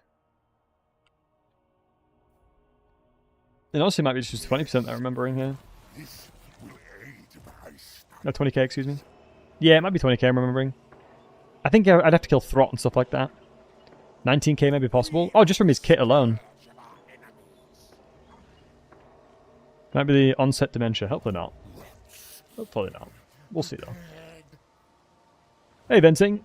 You guys thinking of buying the game? I have NVIDIA 1650 with an Intel i5. Is it going to run okay? What's the minimum specs? Obviously, this is very difficult for me to estimate because, you know, I don't want to say get the game. Do you know what annoys me? You used to be able to get the game on Xbox Game Pass. You can't do that anymore. So what I used to say to people like yourself, to wonderful people like yourself, Venting, I used to say, get it on Xbox Game Pass for £1 and then do it like that. Alright, where is the Steam stuff? I'm just trying to remember. So the minimum recommendation is NVIDIA GTX 900. An I3. Oh yeah, you should be fine then. You're near enough ticking off the recommended. Yeah. You are near enough ticking off the recommended for the game. So I would probably say Vensing. I would say you're probably alright. One of the biggest suggestions I'll give you though, my friend, is get an SSD. Don't play the game on a hard drive. It is brutal. Loading will be long. That's just dependent on the... Yeah, that just depends on the operating... on the storage system, or the storage in question that you're using. As that's, yeah, purely storage-based. That's nothing to do with the game or anything around it. It's the specs of your hardware for the read... input, output operations. Well, read, write, input, output operations. There's a lot to load and a lot to read. Right, so we know he's gone flayed rock, which means he's probably over here. So I'm going to grab myself one of these bad boys. Ever since I put mine on an M.2 SSD, life has been different. Life has been blessed, honestly. 40 growth is kind of wild, but honestly, most of it's pretty trash. You must upgrade your main settlement building first? What? You're telling me I can't... Oh, you gotta have 2. Required settlement level for this to automatically be able to construct. Oh, that's pretty cool. Oh, maybe that's how they improved and revamped your garrisons, just by giving you a ton of free stuff. Since I got SSD, it was the best decision. If you can get an M.2, I would recommend it. Storage is very cheap nowadays. It's pretty good. DLC unit totals, because it'll be somewhat worth the price. You need to stop comparing it to a race pack. I kind of disagree, Dark. I think it is perfectly acceptable to compare it to something else that they've released DLC-wise, because why should we reduce our expectations or reduce our... or lessen our estimations of what something should be worth just because it's not the same type of content? I think Chaos Swords is a perfect example. It was one of the first DLCs they massively increased the price on, and they should maintain that level of quality, personally. You know? But I think overall, I'm hoping CA really delivers on what they're doing. As somebody that has, made their career around this game, it'd be nice that it does well. As it has a direct correlation between people enjoying the game and, people want to watch it. Also, guys, wild how weak Helmengorst is nowadays. I think just taking out Helmengorst is probably a good idea, but we can grab ourselves 2 Exalted Heroes. Getting Iron Skin is pretty huge. Earthly... Wow, both of those are actually insane traits. If we were a smart gamer, what we'd probably do here is look to fight with the heroes in question. But I'm overconfident. And sometimes that is a good thing. Most of the time it's not a good thing. So we have to fight another lord. Are you a... I hate these guys, they're so strong in melee. I mean, Kugath himself is a lot stronger, and he's got minus leadership, which will help a lot in the fight, so... Let's go for it. I should probably press R again. Yeah, it's a valiant defeat. He has no Mortis engine. Helmengorst himself is the Mortis engine. He has regeneration, which means my secondary lord that has the trait Flaming Attacks is going to murder him. I believe he's on a mount now, so I should be able to wait for him to come in, just isolate and destroy each individual target here, because there's not enough of an oomph here. And also the lord that's in the actual garrison, or next to the garrison, hasn't come into this fight as well, which is huge. Last question, is there a multiplayer option? And do you play any of the strategy games? Coming from League of Legends, and my holding my mental can't hold playing that game anymore. Venting, fun fact about me, I used to be a semi-professional League of Legends player. I was the best AD carry in the UK, Season 3, 4, and pretty much 5. I used to travel around the UK to play. So I understand exactly where you're coming from. And I found myself loving strategy games and playing single player and not dealing with the stress of that. As, honestly, playing games like League, you need a goddamn psychology degree to make sure that your team doesn't int. So I can understand and sympathize where you're coming from. But yeah, there is multiplayer. There's up to 8-man co-op, I believe, in campaign settings. You can queue for ranked. There's obviously rank queues that you can go into as well if you wanted to do land battles or domination. Domination is basically king of the hill, and land battles is just similar to what we have here. You can just run at people and murder them. And thank you for the follow. I appreciate it. Have the same and can play middle to high settings. Katie, thank you for sharing. I appreciate that. It's very kind of you to share your perspective on that one. As I have had a relatively decent PC for a good amount of time for streaming reasons. And so I don't know on the lower end of things. It's like certain people ask me for like tips on lower difficulties, and I'm just like, I have only ever played Legendary. Every time I've streamed this game, I've only ever played Legendary. Thinking of playing a Dwarf campaign. First few tries, tried with them, went very badly. Which Legendary Lord would you recommend? Really nice, great question. First and foremost, do not shame your ancestors, Dowie brethren. You must play Grombrindle. All play. So Grombrindle is relatively decent, but you got to understand that you need to recruit enough Slayers to kill Malekith's Dark Shards. The smartest dwarf to learn with is either Thoric or Thorgrim. Thoric or Thorgrim is the two smartest dwarves IMO to learn how to play dwarves with. Grombrindle is who I was considering most. Nice. Grombrindle is my favourite Dowie by a long way. He is my favourite Dowie. He is the vengeance of Valea. The biggest advice I'll give you... Ooh, do I have any streams that I did of it? As anytime I play a dwarf stream, I'm not going to toot my own horn here, but it is perfection. I've played far too many dwarf campaigns. Basically, the smartest thing you can do is get Gotrek and Felix as soon as possible. Get the triple rune set up and just keep giving it to each dwarf that is fighting in that turn. Always a good shout for a starting campaign? Yeah. Or XBF of Malekith. I'm hard sucking low diamond and it's brutal. People queue up. Let's lose. Yeah, dude, honestly. But fair play to you, Diamond. Where do you play Venting? Honestly, I think top lane is really difficult to climb, typically speaking, because either you get camped or you don't. Jungle's difficult because everyone just blames you. Support is actually a relatively good role to carry because if you're a smart player, you can run around the map quite easily. Like as an AD carry main, I always used to decide it was like, am I gonna have a support with hands here, or am I just gonna lose? Play jungle, then yeah, very much. People will just blame you for anything. I remember playing jungle, and my mid laner went like 0-6 and blamed me, even though he didn't get ganked. I was like, my dude, to me, what do you want from me, lad? What more can I do here? Yeah, good times. Someone who has read Hobbit 10 times and didn't find, I don't know, so I got in the book. Feel myself pulled into Belegar. Oh, Belegar is really cool. Although don't read his lore, you'll probably hate him as a character. He's very stubborn, and he takes a lot of L's. And Rage, thanks for the how'd you homie. He takes a lot of L's in lore, but he's very cool. He's a very, very, very cool character, but he takes a lot of L's in lore. I think Belegar is a very, very fun campaign. The suggestion I would give for Belegar is don't go to Carrick 8 Peaks straight away. Solidify and ensure that you have a sense of infrastructure, and then you can kind of start to think about going elsewhere. Otherwise, it's just too much. I see too many people that play Belegar rush to Carrick 8 Peaks before even establishing themselves. So if they make one bad move and lose, the campaign's pretty much doomed. Yeah, from experience, that's always worked really nicely for me. Right, let's try and bait these bats out. I think we should be faster than them. Nurgle, I sleep. Hey, Akoi, good to see you, handsome. Oh, the thing on Friday, I'd be game to do that, by the way, Akoi. Is Old World Nurgs at least? No, it's not even Old World. Mate, I've been skiing. I've been away skiing for a week, so I haven't played the game at all. So playing no mods is like a new DLC, basically. There we go.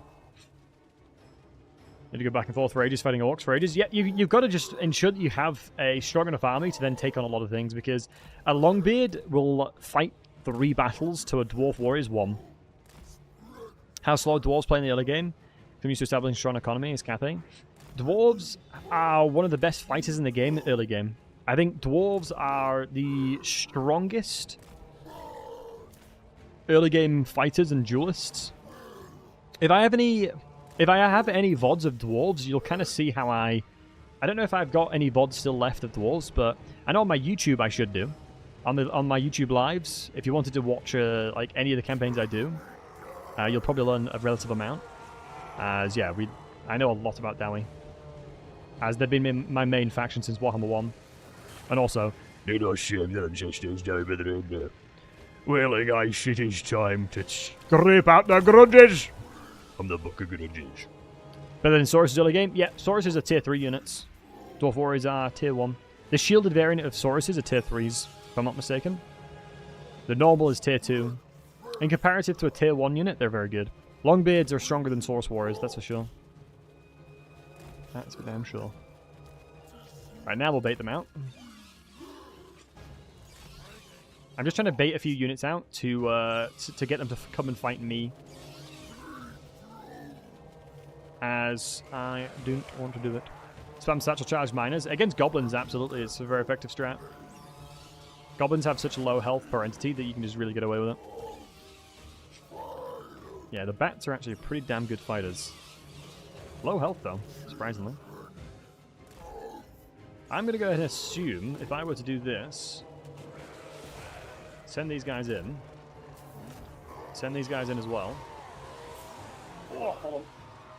Puppy wants attention again. Right, I can't see. Guys, is the battle going alright? Is the battle going okay, guys? I can't see anything. Are we winning the fight?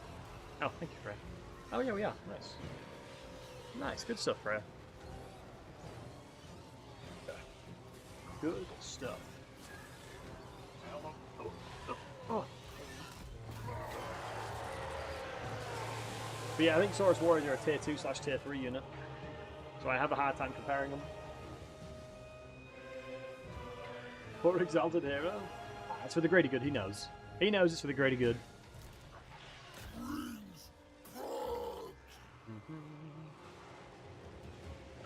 He knows it's for the greater good.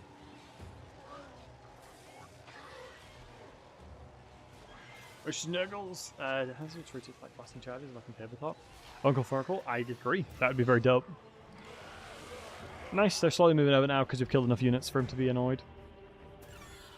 We have killed enough, and now we've peed them off. So now I'm going to go and shoot Helm and Ghost. Take out the majority of his healing, or regeneration, should I say. I don't believe any... yeah, they shouldn't have any more range units left. Or flying units, excuse me. And they won't have any Sylvanian crossbowmen because it'll take too long for them to blood kiss that. Really strong. You can have Blessing Spawns on top. Chef Kiss. Oh, don't get me wrong. I know the Saurus Warriors are very, very strong, but I don't believe that they are stronger than what you can achieve with dwarves. Especially Grombrindle's dwarves. Like, if you're telling me Grombrindle with like 60 melee defense dwarf warriors, like turn 4 is weaker, I have a hard time believing that, you know? Like, it is insane how good his dwarf warriors can get. Also, hold on. I'm stroking the puppy's head. This is one of the weaknesses of, honestly, of Helm and Ghost. He takes such a long time to do anything. He's so slow that his entire army dies before he gets close. It is kind of big, sad. Curious if Dwarven frontline infantry is harder to kill or Cathian infantry when both options. I think Dwarf Warriors are innately tankier than Jade Warriors. It depends if you play Zhao Ming, though. I think Zhao Ming makes the Jade Warriors a little bit tankier. But I think a Quarreler and Dwarf infantry line is just near enough unbeatable. Near enough. The cost of that is so cheap for what you get. It's honestly insane. Wow, we've hit regen cap already. Feels Helm and Ghost, man.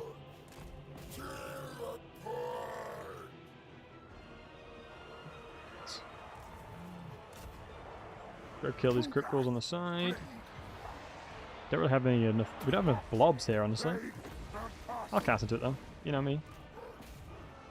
Now what I'm going to do. So this is a really important factor when it comes to killing stuff. Entities will not correctly attack something if you don't spread them out enough. So now you can see here that I'm going to have more entity-on-entity contact because I've spread them around Helm and Ghost here. I'm going to keep a really close eye on the Crypt Horrors here. I'm going to move away for a second. We can avoid the Mortis Engine alongside avoid the Cryptical's attack. And then now it's just a classic case of just casting a ton of spells. We have a ton of Winds of Magics. We could even start throwing out this, honestly. I've cast Spirit Leeches. I would not care about that at all. You know, I'm not opposed to that. He's hit his regen cap pretty much, so... And we have the winds to play with. It's a shame this is 100 meters, so if he comes closer, he's just dead. Pull you back. Let's get in there and attack cripples. Ooh, I really should be paying attention to the flanks that they're doing here. Let me pull the Plague Toads back into my inventory line here. Nice. Honestly, an overcasted Rancid Visitation should pretty much spell his doom.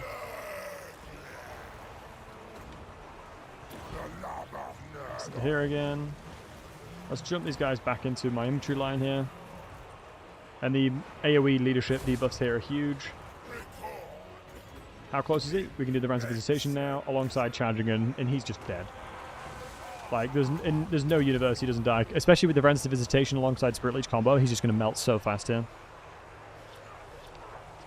It's sort of how you want to approach a lot of the situations when taking Helmengorst out.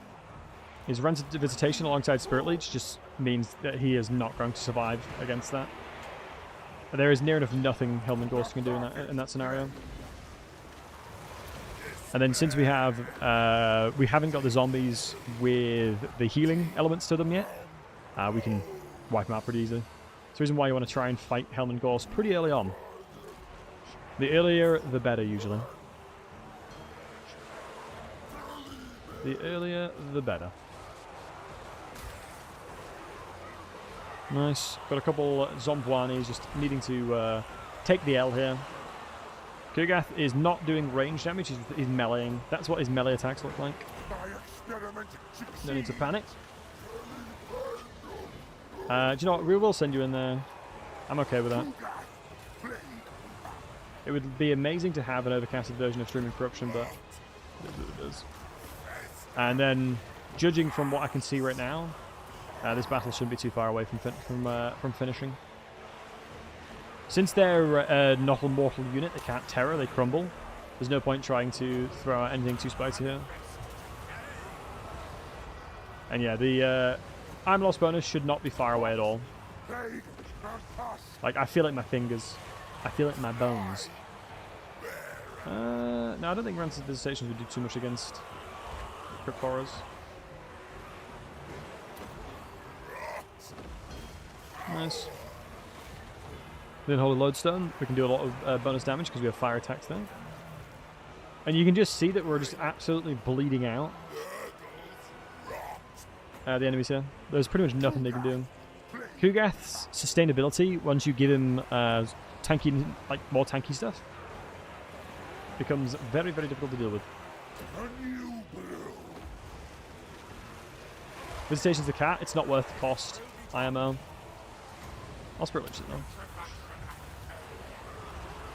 But it's a fair shout. I like how with Grumbindle's first place you go, take the Altar of Ultimate Darkness. Yeah, absolutely. Hey Joachim, good to see you buddy, hope you're doing wonderful. I mean, it is around Dark Elf area, and obviously all the Dark Elves are just evil buggers for the most part.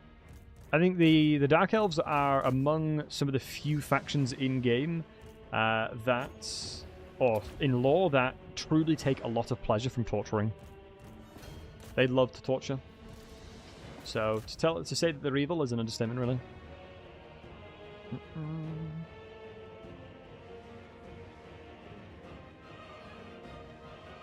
Dun, dun, dun, dun, dun.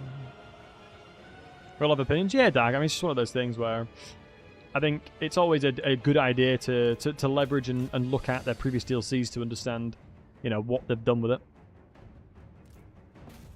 Wait, these zombies are taking ages. Yeah, Slime Trail. I think that's coming from this bad boy, yeah. That was savage. That wasn't even remotely close. Although the only worry is that we've attacked him in Vampiric Corruption territory, so knowing my luck... Wait, why are these guys over here? Alright. Sometimes top 10 things science just can't answer. Why all these units are here. They would have made it a lot harder. They would have made this fight a lot harder. Right, let's get into position. I think the black coach is not necessarily too scary against infantry. Let me just murder the black coach. I used the potion of healing because I thought the battle's over, but should be fine. But they've sent dogs around as well.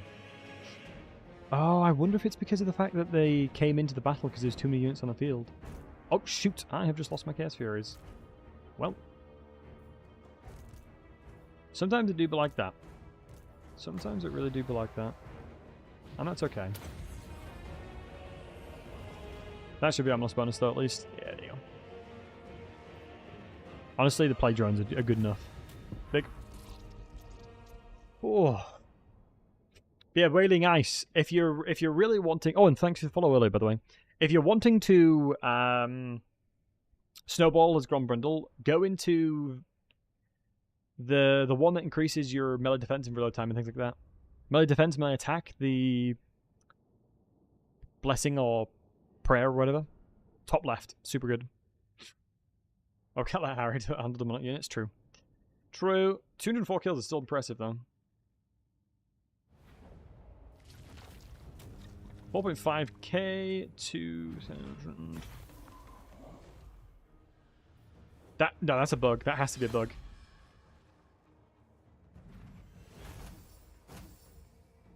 $1,102 infections.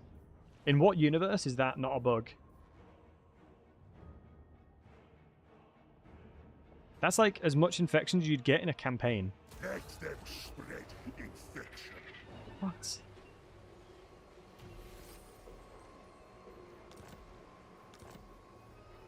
Right. Papa Nurgle has blessed us. Indeed. Absolutely indeed. Do you want fleshy buns? Yeah. I think the other stuff is going to be quite needed. Let's go round launcher now. Can you attack? No. Neither of us can attack, but the good thing is there's not enough corruption here to affect us just yet. Because we've got more Nurgle corruption. When I'm picking my nose, it feels like you're judging me somehow. I don't like it. Maybe... Oh, maybe what I need to do... Hold on. Wait. Maybe I need to get a sound that's like that drum. That like the big loud drum. It's like... Boom. When I zoom in. Honestly, I wonder if like anyone would still watch if I did that though. I just jump scare people 24/7.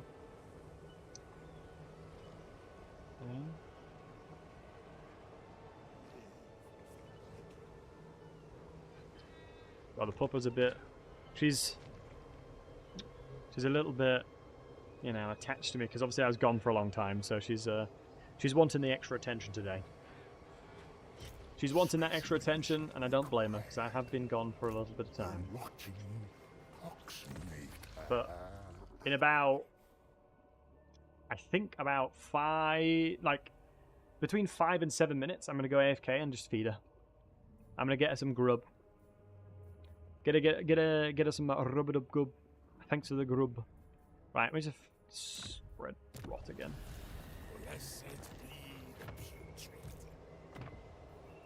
Let's give you one Nurgling. Spread the plague. So that was on, how many was it on? 13? To 16 now, between 2 units. Hey, we take those. We take those. I'm still shocked how many plagues it gave us. That is just insane. I just don't understand how we got that many captives. I understand the amplification of having another lord in there, but 1,100 is so much. It's such a large amount. Well, we could go increasing building. Yeah, I just don't mind. I don't hate that. I really don't hate that. I really don't hate the idea of that.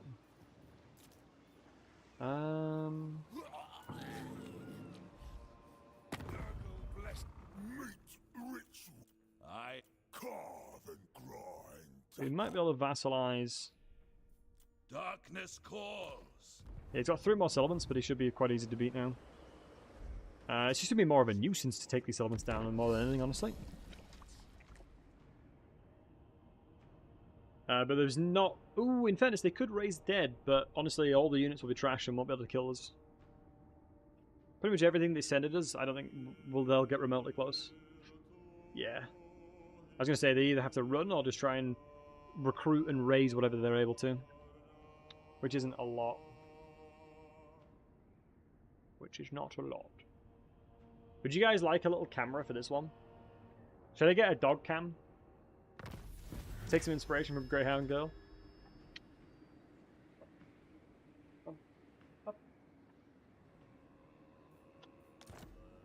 Great. You guys think so? I think she actually probably would chill more often these days. With the dwarves. That dwarf fight is actually hard. Is Battlesey sit enough to put a cam there? It's a valid question. And yes, there's a bed right next to me. Normally what she does is she'll sleep in the bed next to me. And what that means is she basically... Oh, Garrison's expression. She pretty much just looks at me until she sleeps. And you guys will probably get to see that as well.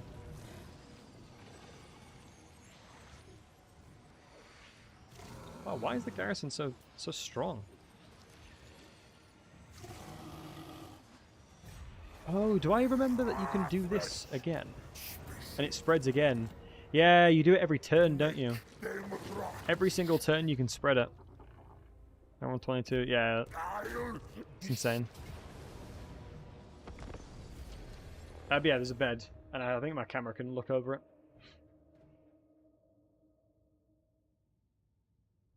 Sussy? It's my office.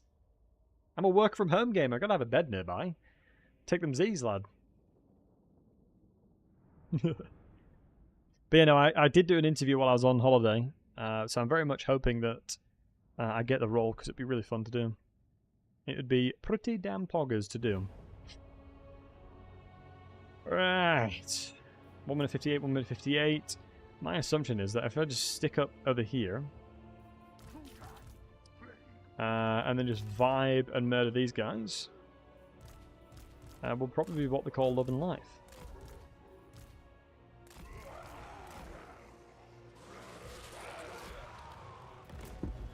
I always feel so mean, like waiting for the AI to come into the battlefield. If I saw this, I'd be like, hey, ain't no way. I'm good, thanks. Ain't no way, son.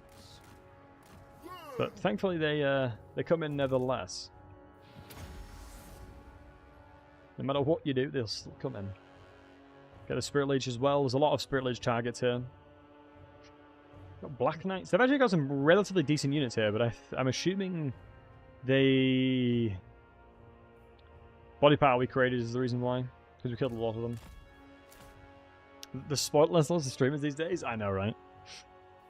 I know, right? Ooh, he's got Fireball.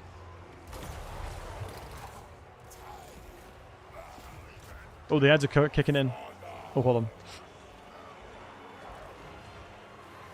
Hold on. I'm gonna go feed the dog then. Gabby. Will we play some music for these subbies?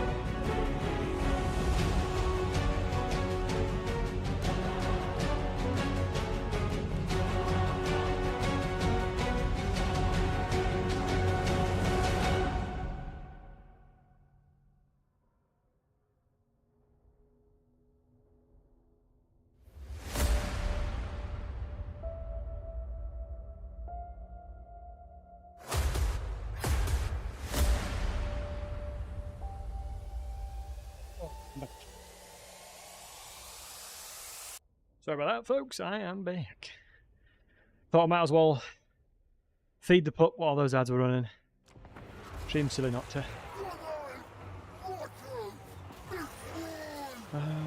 Shit's closed.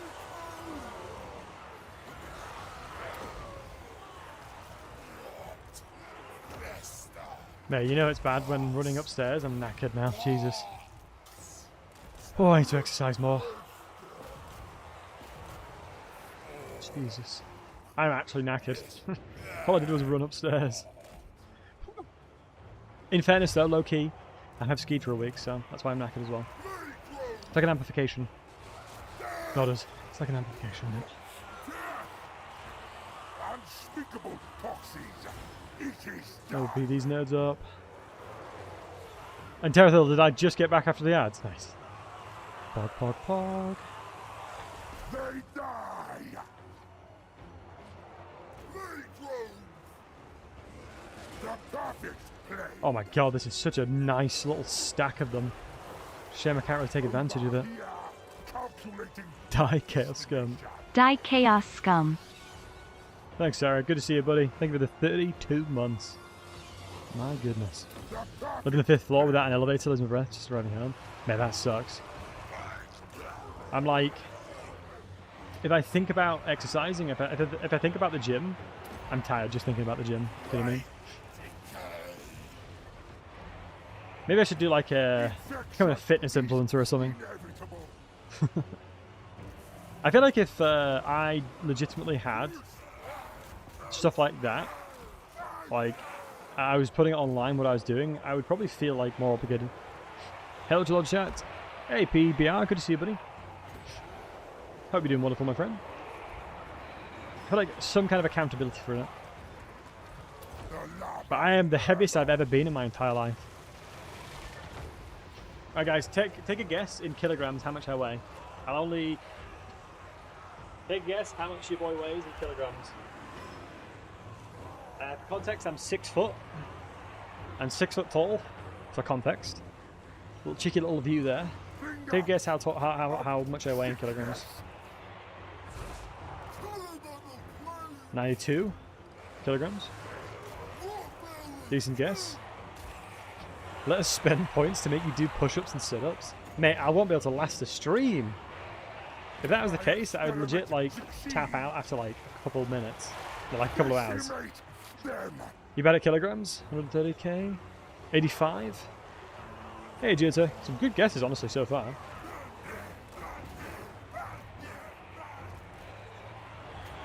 At the very end, when we've done the guessing game, I'll say who's closest. 80 kilograms? I bloody wish, lad.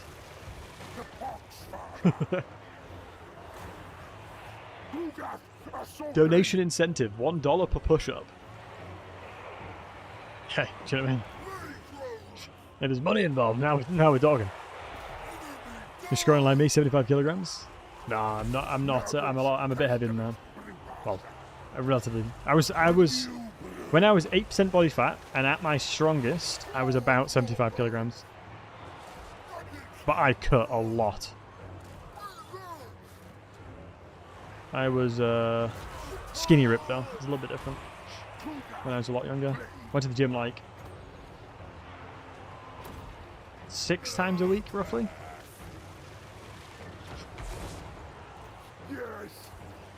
Stand by your 93. You said 92 previously, Rage.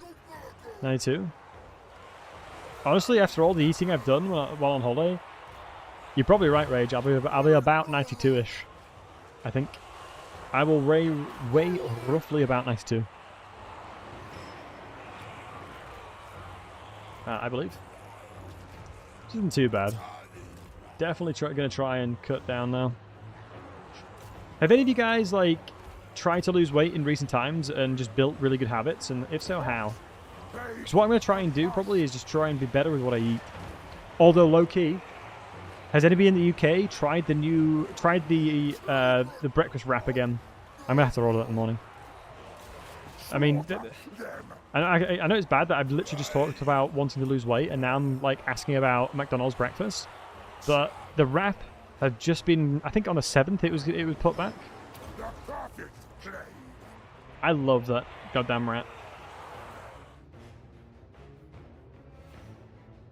Hope that's decent. They made it so good. Love the wraps, Maddie. Is it? Have you tried it recently then? Because that thing was delightful. Got melee now. Gonna try and throw.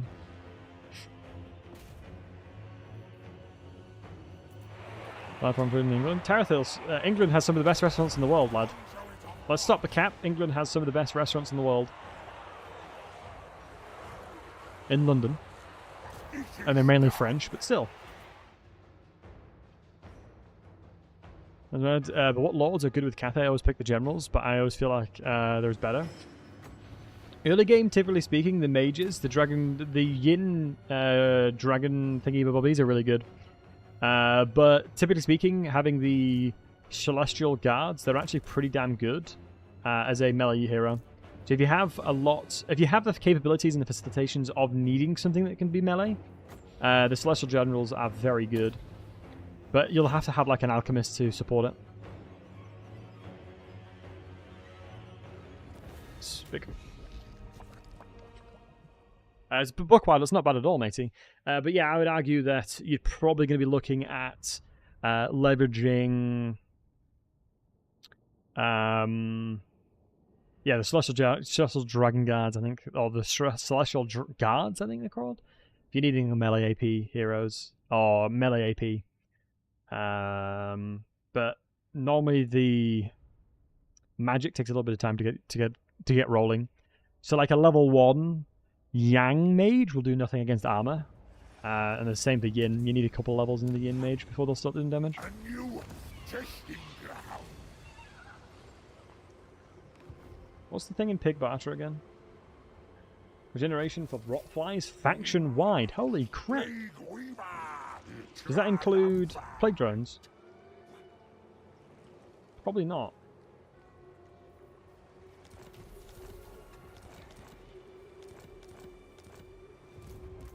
So yeah, we only got that item because of the fact that we had another Lord here. Big. Monstrous Strength. Is it Savage Bloodlust for all the demonic units? Armor and charge bonus is not that useful for Nurglings though, unfortunately. Not really vibing with the idea of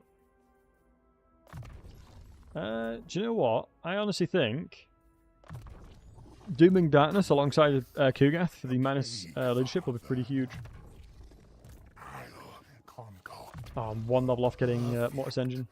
And then Kugath is going to become absolutely online. And we can populate the rest of the army with Nurglings.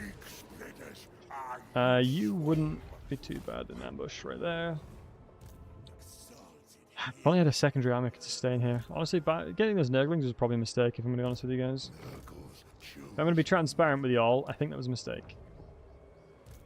Lord of Light. A senseless ploy. I'm going to get the secondary army up and running here. Ventress is now going to venture solo. He's going to be a solo bolo moving towards the other settlements on this side. Because Kugath needs to dominate and take these over. And plus we don't want to go towards the south against Chaos Dwarves since we have the flaming attacks.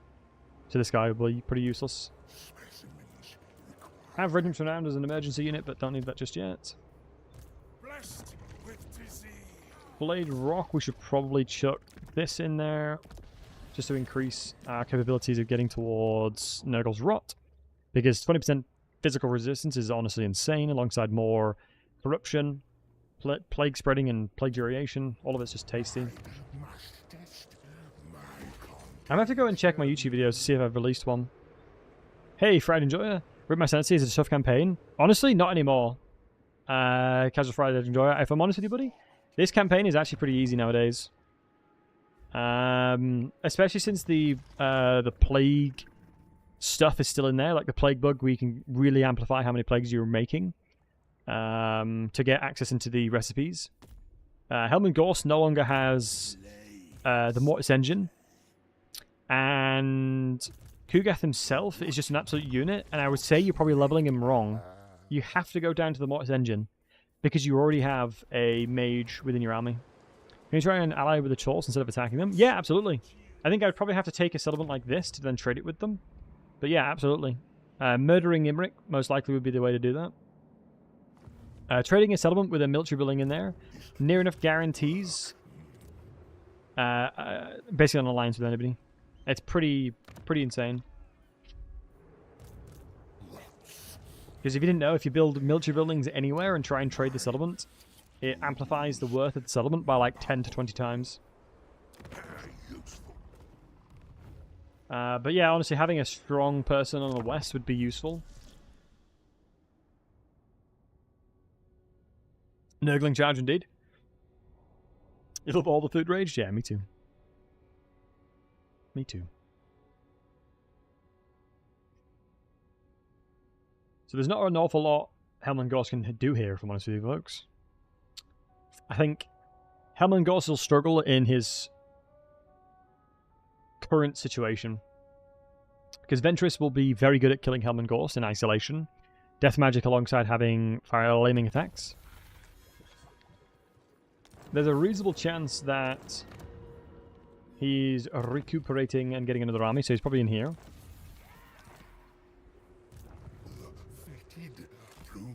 I think I'm going to struggle to finish this one though. Let's chuck you guys in. Do we want to go into Kugath's army? Because the problem that I'm going to have is I don't believe I will be able to beat Helmengorst with my current composition, with this guy specifically.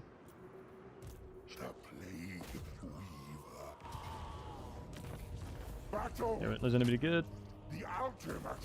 0%, but it still gives a little bit. Man, that is a lucky resurrection. Well, I'm not the leader of it. What you like? Nice, got a good chunk of change there. Wait, are you kidding me? You can't. That's not something I can walk around. Jeez, that sucks. Right, in this instance, I'm just going to go and kill Helmengorst with Kugath then. And then just leverage this guy to kill the ogres. Ooh, Black Fortress being right there. Ideally, we don't have to give up Pig Barter, but we might have to. Just secure an alliance. Who are you at war with? Thunderguts. We might be able to declare war on them through you, and no, they don't want that. The annoying thing there is I'm going to struggle to take Thingy out if this is the case.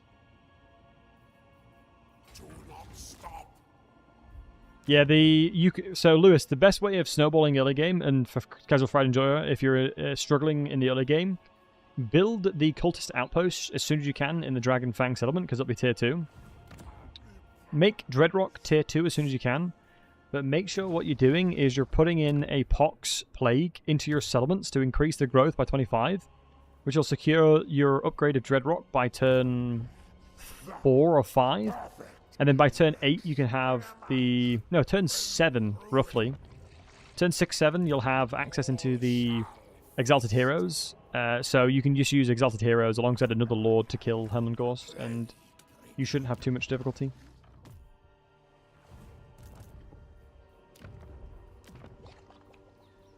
Right. Let me just go around doing this one, because I need to spread this one another 19 times. Gotta wait another turn. Let us spread Plague Father's love where we can. So we've got a good chunk of change. Our infections are insane because of the zombies we fought. I think infection goes off entity count, and obviously Zombuanis have a lot. Oh, you're also using SFO? Mate, then yeah, 100% pure suffering. Don't blame you.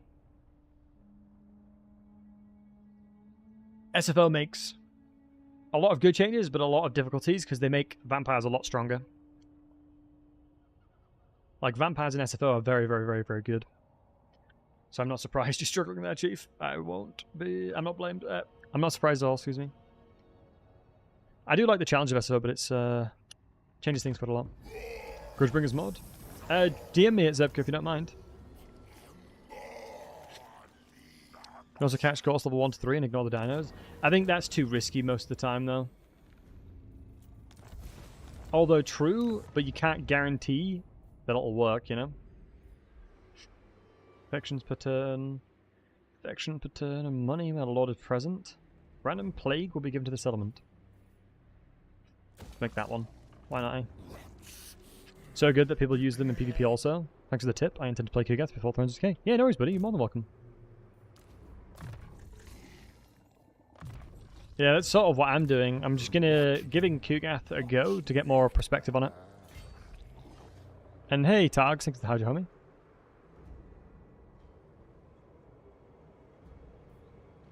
What am I thinking here? I am probably... so much. Hold on. We might be able to cheese it with the Ancillary. That gives more movement. Oh, only just off. That is such a shame, my dudes. Other things I can use? I don't think there's anything else that I can use for movement. Shame.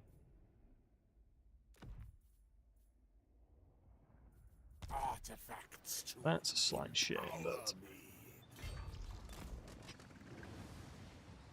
sometimes it doth be like that. Let's grab a couple more. Do I think I need to build? Ooh, shoot, a milch. Oh, that's actually going to make it difficult as hell. I'm going to have to use the Exalted. I'm going to have to use the Exalted Heroes here to join the army. I don't believe I can win that fight without him, especially with them getting that many units. How much is it going to cost? 2.7k? It should be fine. And then Kugath should be more than okay with this. Can Kolek beat Khorne? What, as in like in a straight brawl against Skarbrand? Yeah, I would say so. What do you mean from a lore perspective? No, he'd get crushed. From a lore standpoint, he'd get absolutely crushed. Wait, I can get 2 regiments renown? Wait. 2 in the pool, 2 in the pool. Lore-wise, yes. Yeah, no, he'd get crushed. Khorne is an exceptionally powerful warrior. His dad, on the other hand, probably had a chance. His dad had a chance because his dad was the size of literally mountains. So Kolek's dad would have been able to at least go toe-to-toe against the likes of Khorne, but I don't think Kolek himself can. I think he'd have a very, very hard time there. Grandfather's children. How Django? How big are gods? Huge. I mean, to put it into context, like Kugath is like a huge, huge, chunky boy, but he ain't as big as Papa Nurgle. He is not as big as Papa Nurgle. Right, Pig Batter should be okay, even though there's obviously Garrison units in there. What we'll do is we'll siege it until we can sneak our way in. And now Kugath's job is to basically murder them. Lore is hard. Yeah, there is an awful lot of lore. But it's not as bad as 40k, because the running joke with 40k is Warhammer 40k, or Warhammer 40,000 is named that because it's how long it takes to learn the lore.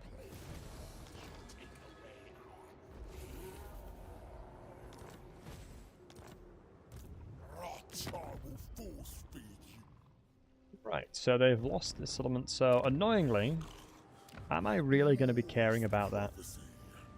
Hey, if you thanks for the posture. We do have a tendency to go gremlin mode sometimes. So yeah, this does look pretty damn hard. That's a lot of ogre balls, my goodness. Wait, why are we taking... When in swamplands, even while sieging, we're taking attrition.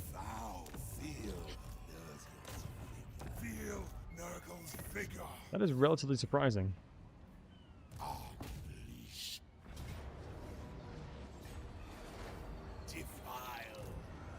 Should be fine though. Yeah, I just thought that sieging makes you immune to attrition.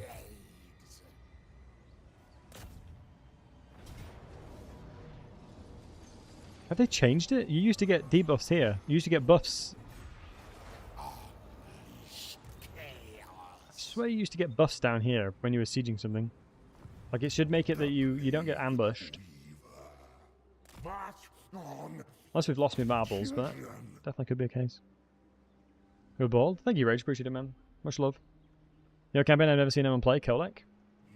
I've got Lantry's campaign that needs to be sorted. We're still in the process of doing Lantry's campaign. He wants a Dark Elf campaign, and then we'll potentially look towards something like that. Alright, let's take his army out. If we can kill his army before Gorse gets his goes into it, that'll help a lot. Is there anything we can do to get more stuff in here?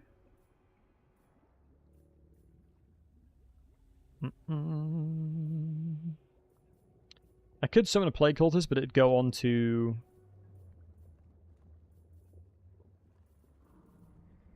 not who we want. Try and infect them more. We have a ton of infestations because of how we did it.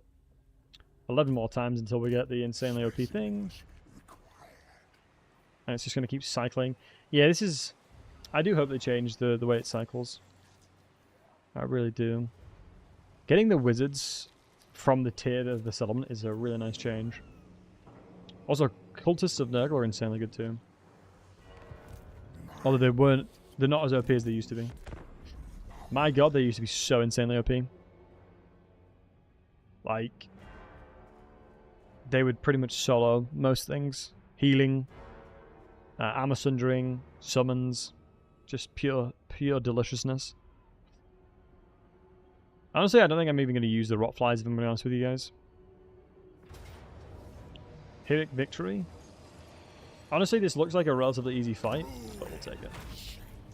We probably should have fought that in the, if I'm going to be 100% honest, but we'll take it. As with all resolves, we'll always maximize experience gains from that too.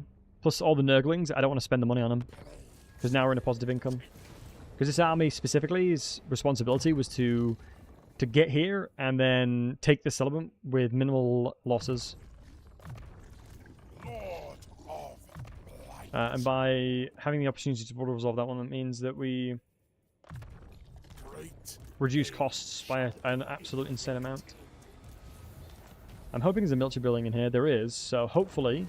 I believe that statistically it should always be the military building, which means we can trade it to Drazva, which basically guarantees our everlasting friendship. Wait. Oh my god, I lost. Wait, hold on. Wait, why can't I attack? Did I lose all my inventory? Oh, I lost too much of my labor force potentially.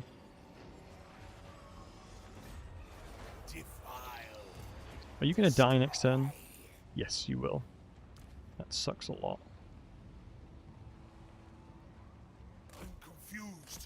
You gotta come out the army. Since we're sieging it, the garrison should not recover either. Let me check to see that we're actually going to get that. Yeah, one more turn and we can get it. That should be fine. I'm not going to do any hero actions over there.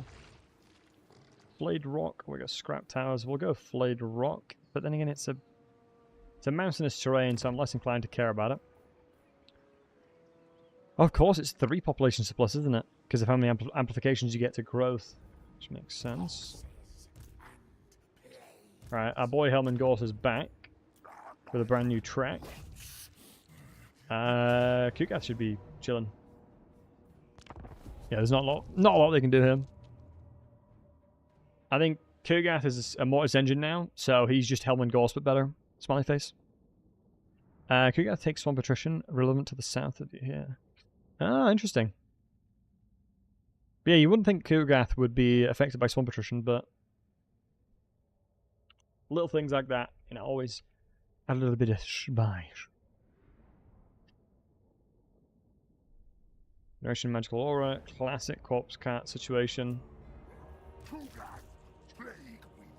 How many people in the chat, out of interest, boys? I'm just gonna throw this one out there. Type 1 in the chat if you've ever played Kugath. Or Nurgle in general. Type 1 if you have, 2 if you haven't. I'm kind of curious to see how many people here have actually played Nurgle.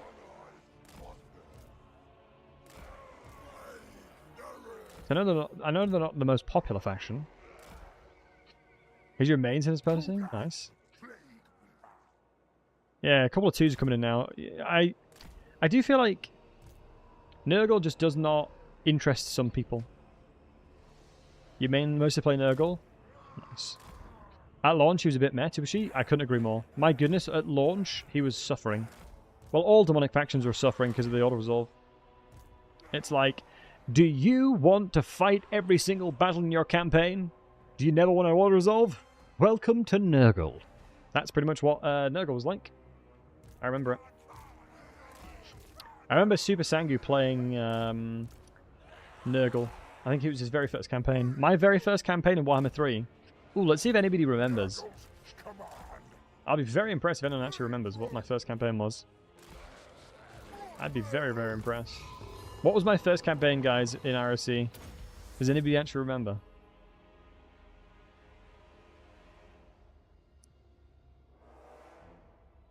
OPG he remembers. It was actually Cathay. No, I never did the tutorial. It was a no-loss Cathay. OPG, good on you, lad. Well, hats off to you for remembering. It was the Cathay no loss as Miao Ying.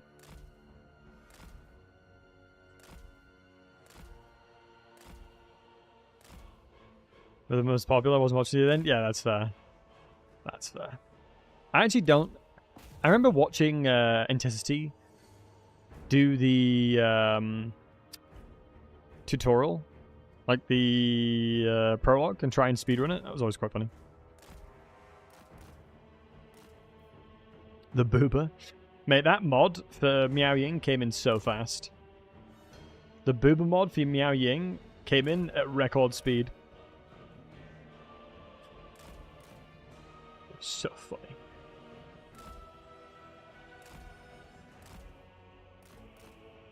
Like, modders are out here working hard.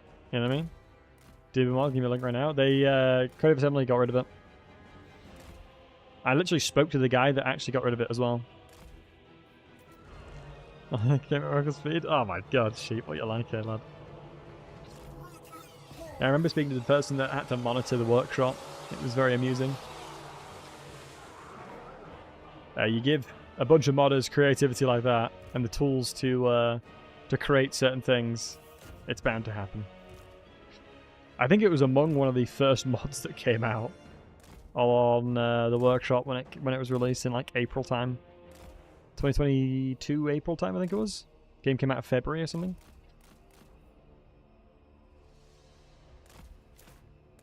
Let's not fire.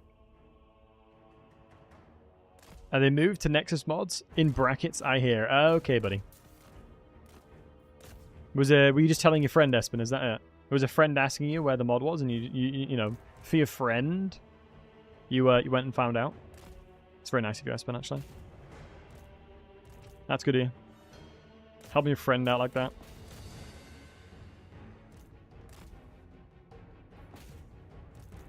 The rumors say so, yeah. Ah, see, makes sense. Makes sense, yeah. Couldn't possibly in you. That would have been preposterous. Also, make sure you're really close to whoever you're shooting because of calibration distance. The further away you are, the less damage you'll do because you'll miss more. We have no calibration distance. Or, should I say, we have no minimum calibration distance for us actually to do damage, so we always might as well be really close.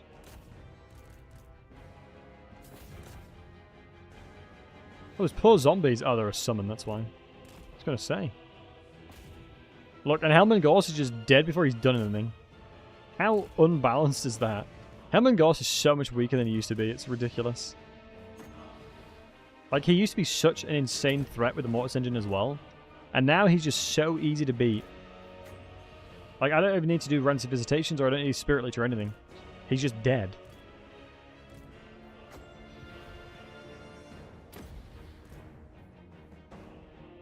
That was bad A there. It honestly wasn't even too much towards the AI. It's the more that he's just so slow. But yeah, you could argue that he should be moving towards with his team. That I could attest to. He definitely should have been alongside of his team. Or his army. I just sent the death heads at him and that was it. Yep. So now we're going to be raking in the Mortis Engine value. Because you should have Mortis Engine, right? Or we're 1 level off of it. I think we're 1 level off of it. Shame.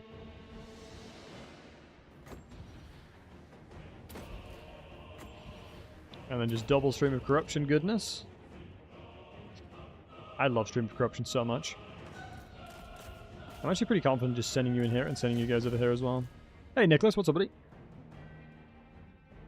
Will I do a Boys Love campaign? What's that, Nicholas? I'm not sure what you mean. You think we'll get news for the DLC next week? Oh yeah, you'd imagine so. I think especially with them releasing the stuff of what Cafe's going to look like, you'd assume so. Or should I more so? I hope so. You know? Lovely jabbly. Haven't sent you in. Sucks the Curse of the Slug is pretty trash. My goodness, we love Kugath around here though. You have so much available healing for him. We get a release date, hopefully? Yeah, hopefully. I'm very excited to do all the new content. Very, very, very goddamn excited. What do you think the Kids Love stuff will be?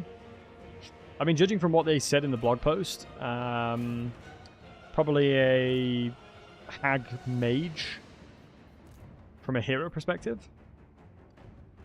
And I'm hoping one of the lords is going to need to be something that fits within the mold of Beast-esque units, so we'll see. Hag Lord? Didn't they say that they're not going to do a Hag Lord, Mons Chief? Or did I misread the patch? Yeah, we won't be adding Hag Mothers. Oh, I guess as generic lords. Yeah, they said they won't be adding Hag Mothers as generic lords. Because only Mother of Stankyr is the Hag Mother of Kislev. Commander Lord, maybe? Espin, yeah, fair shout.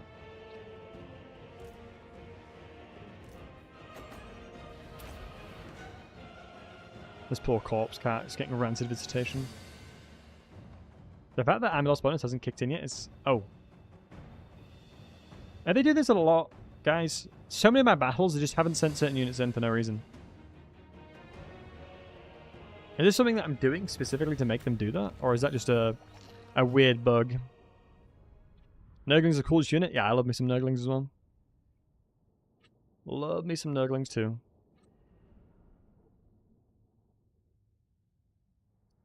And then the beastmen were upon us, breaking apart our cannons like they were matchwood. As you can imagine, we ran, less to discussing mass consumers. Only Sigmar knows how we made it to safety, but some were not so nimble in their escape and paid screaming with their lives. Martin Fortberg, the chief powderjack at the Imperial Gunnery School of Nuln.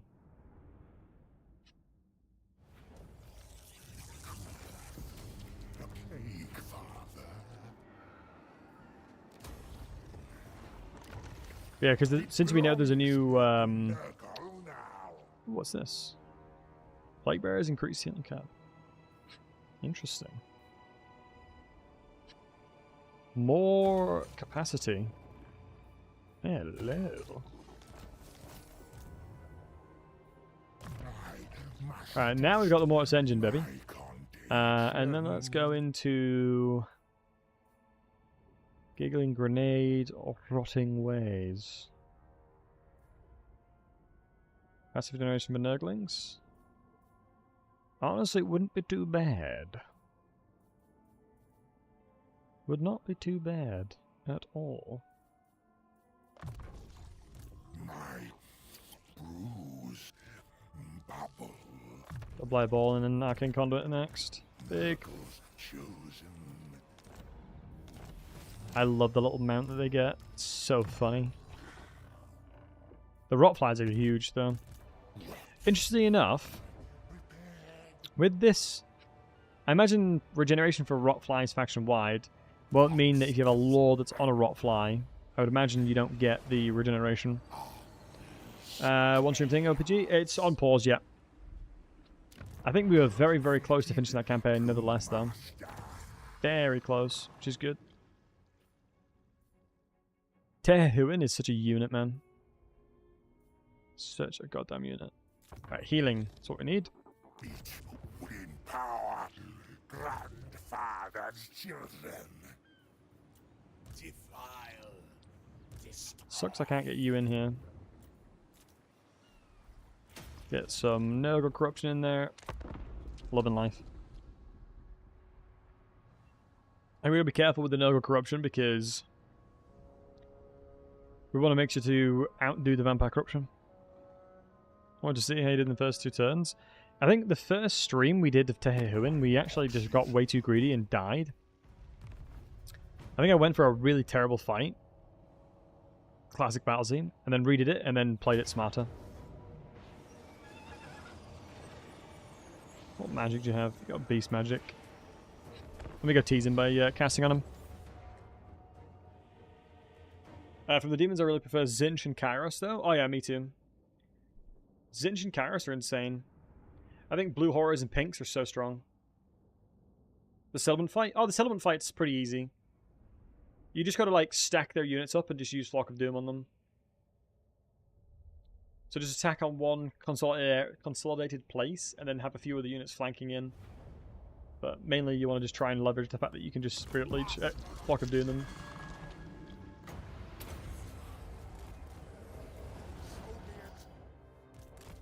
What I'm going to do is literally just Spirit Leech him.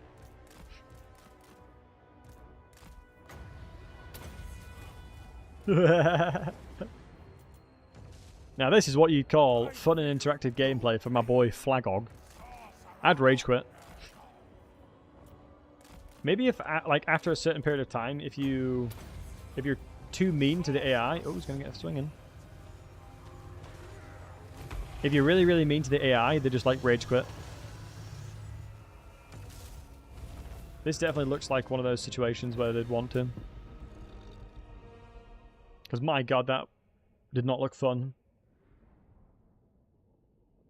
If you cheese the AI too much, they'll be super sad. He rage quit in a yeah, he certainly rage quit in a different way though, I guess. Right.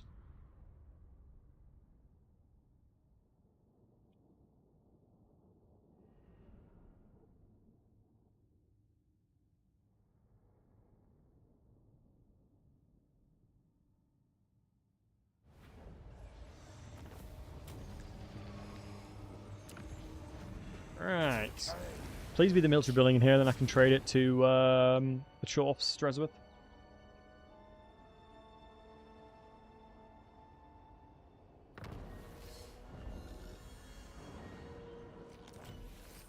Yeah. Decay. No military building in there, that sucks a lot. I think military here. Holy crap, it's expensive. Basic military is 5,000. It's so expensive to trade settlements. Jesus.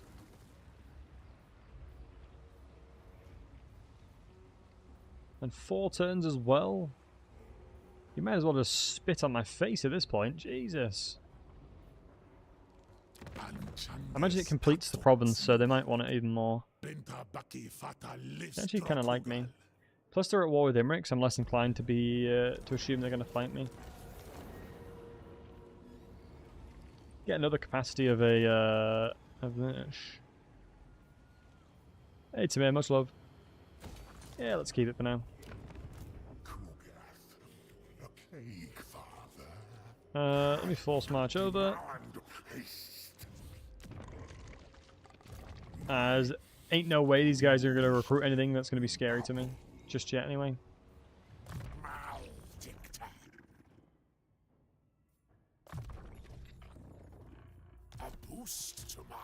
Get you back in there. Let's get some healing going.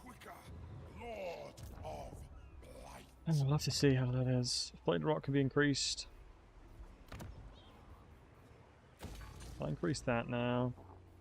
Our economy will get better and better as time goes on. There's probably a relatively smart play of giving Zhao Ming one of the settlements with a military building in it, but Nurgle really can't leverage that cheese too much because of the fact that, yeah, you're literally Oh, nice. We can do the Nurgle's Rot now. Huge. So this is why you want to do the Plague Cheese as much as possible, because now we've got a summon from beyond, so we've got 2 summons. And we have access into getting 20% physical resistance for my entire army. So everything has 40% resistance now. Which, as I'm sure you can imagine, is pretty damn insane. And the reason why you always want to do that. I have a hard time thinking that's going to be smarter. I honestly think just more capacity is better. You can vibe out here for now. Grab towers. Honestly, this is going to go to tier 3. So if I save my growth, I can get it tier 3. This is going to go to tier 3, we'll take it tier 2. We can then put it to tier 3. I think that's the right play. I think that's the right play. And I can't see a world where Drazworth attacks us because of the fact that he's fighting Imric. The AI is usually not that stupid. The AI is usually relatively dumb in certain situations, but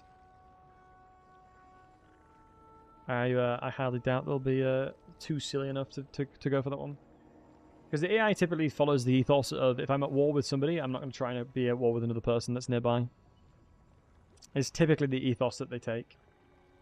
Which is a good ethos, and I would actually recommend that for any players, really.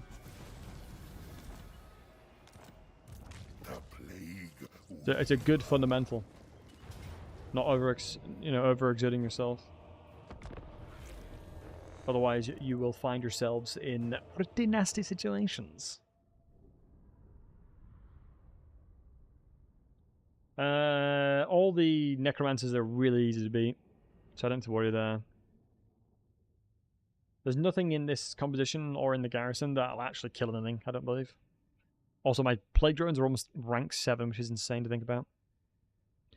How much does any other plagues? I never get to spread them, and I don't get enough infections to summon a plague. Fantastic question. Basically, what you do... you know, let me pull up...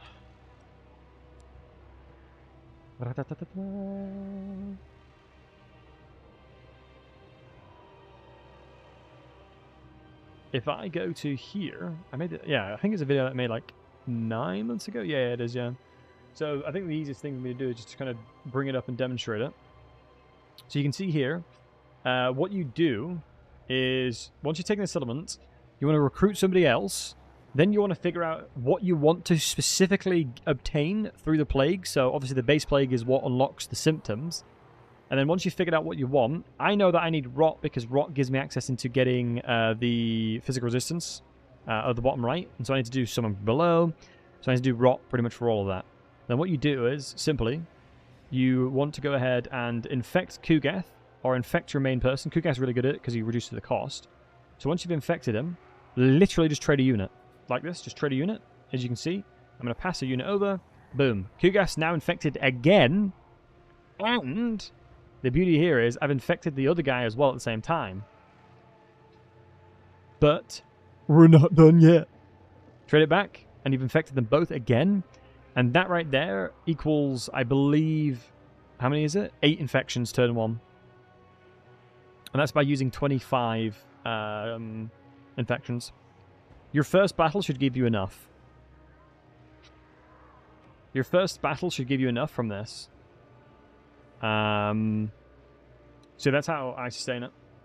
And how it's very, very easy to get to the point where you can get an insane amount of value from your plagues while using very little. And thank you for the Hadron. But apart from that, just fight a lot. Just fight as much as you can. And Rage, that was a video that wasn't in-game. I think I saw Graveguards, maybe? Yeah, you guys.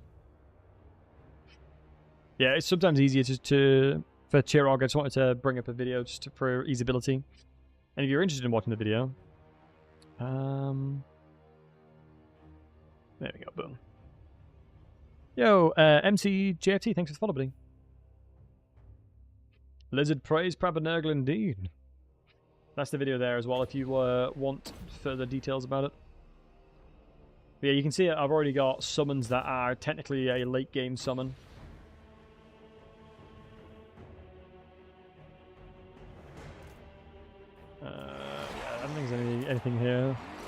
Hey, buddy. Hope you're doing well. Hope you're having a great morning, evening, night, wherever you are in the world. Hopefully tomorrow I'll feel a lot better, but we'll see. We shall see. As Nurgle has definitely blessed us. Honestly, every time I get ill, I always stream Nurgle. It's just something I've always done. It just feels right, you know? It just feels like the right thing to do. I will let them blob up. It takes quite a while for it to explode, and it's an explosion, so they won't run away from it. If it was a bombardment, they'd run away from it. I've been one since Warhammer 3 launched. Then you will have a lot better time with it. Also, let's get my Mortis Engine in here. So we'll be printing off gold value because obviously we have Mortis Engine on, which is the #1 thing you should level up. You should not level up his magic. Kugath in himself is strong enough as a caster to not warrant getting any kind of magic. I like it, you feel terrible. Thanks, not so friendly. That's always nice to hear. And Corrigan, thank you very much for the tier 2, buddy. I appreciate you. BTLC blankies, BTLC blankies. Thank you for going above and beyond for 30 months, my dude. I really do appreciate you. How's it going? It's going well. How are you? Yeah, basically on the trip that I did with some friends, we shared fondue on the last night, and there was a patient zero that gave everybody, well, made everybody ill. So we're all feeling pretty doo-doo. Do you rush Mortis Engine even before the blue line stuff? Yep. Ignore the blue line. Go straight to Mortis Engine. I don't think there's anything in the blue line that you'll actually want over getting Mortis Engine. Because look, I have 1.1k value. Kugath has 20,000 health. There is nothing anybody could do in a straight melee fight here. And since there's a summon, I don't mind casting it here as well. Like, there's pretty much nothing they can do. And as long as you're doing the plague cheese, you'll be fine.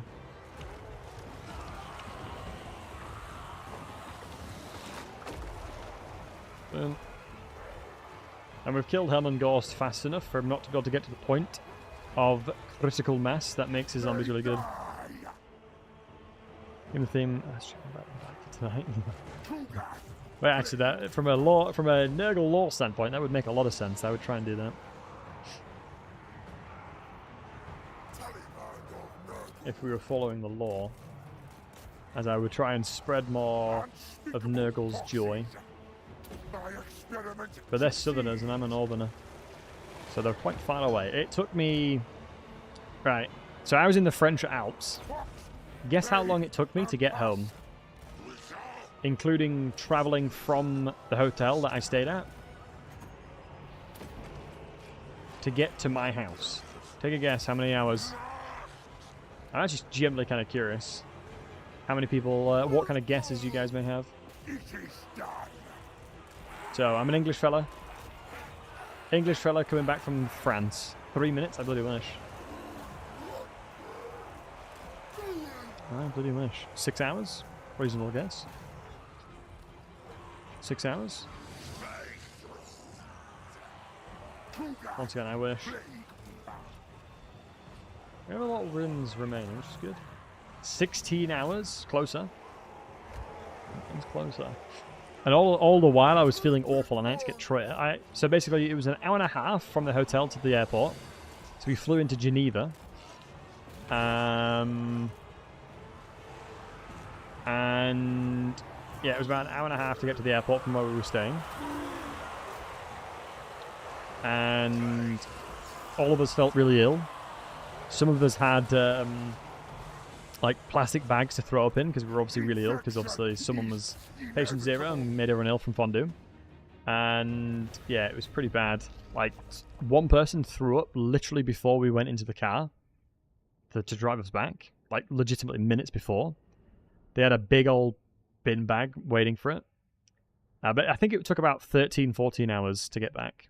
And I was on the train for like 7 hours feeling really ill. It was not fun.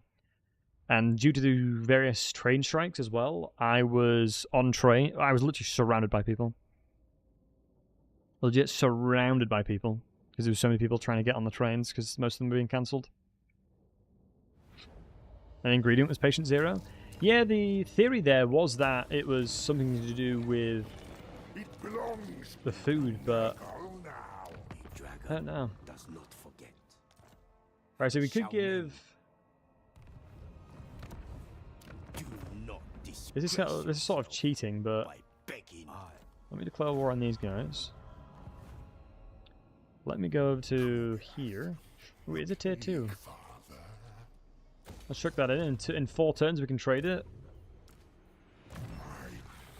Strikes in France, you sure? No, in England. Train strikes in England. One thing I do respect about the French is you guys know how to retail. Decay brings life. I'm concerned about Drazabeth. I'll declare war on Imric, that's good enough. I'll give up a bit of ground for that as well. I think it makes sense to me.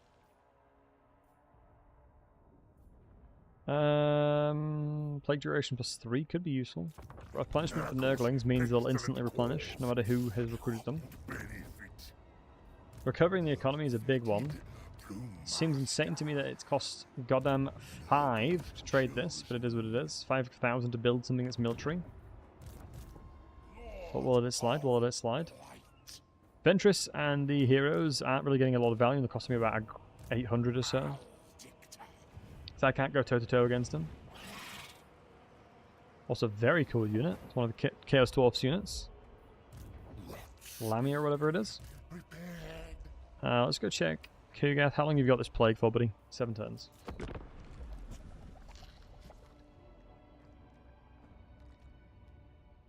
Nice. So yeah, 3 more turns have not been declared war on, hopefully, and then we can trade Nobly Gorge. Because most of the time you're not going to make a ton of money from this anyway.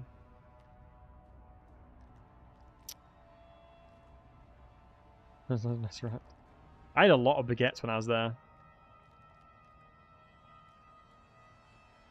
Ooh.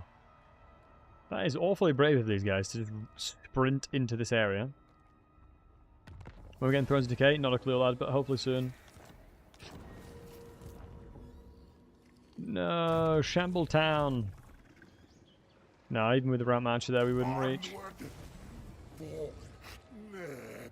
Unlock 10 Plague Symptoms. A weird plate armor. Wait, 14%? Wait a second. Times of Preservation, the weird armor. It's a lot of ward save. We'd have a lot of resistances. If that was the case. I'm going to need the heroes into Kugath's army for us to then attempt his quest battle. It's actually a really difficult quest battle. Is April? Okay. This guy can vibe out. We could respec him to save on cost. Honestly, right now, I don't hate that idea. If I'm being honest with you guys, I don't think it's a terrible idea. The respec button is so interesting, how it kind of like changed the way that we do things. Like the respec, if these guys attack me, I will be fuming. It's 5 grand in this settlement that I'm building. I don't want to attack them because I know that Zhao Ming would hate me for it. And if they move forward, there's a chance... I should have checked if they're at war with here. That's a mistake by me. If I had a look... Yeah, they actually are. Okay, he's rid of his rotating buildings. Yeah, I think his rotating buildings are one of the biggest annoyances for me personally. You at war with them? You are. I'll declare war on them through you because Zhao Ming's going to like that. That is pretty much the only reason for it. Complete this province, start spreading some corruption. Because yeah, if we go to Zhao Ming, he's going to like military actions against them and war with them. Yep, because his friend likes that. Another 2 turns, we can trade that across. It is a bit of a shame we're going to be giving up a settlement here, but I think it's probably for good. Purely because of the fact that it enables us to not worry too much about the Eastern Front. But then again, beating them up is not the worst idea in the world.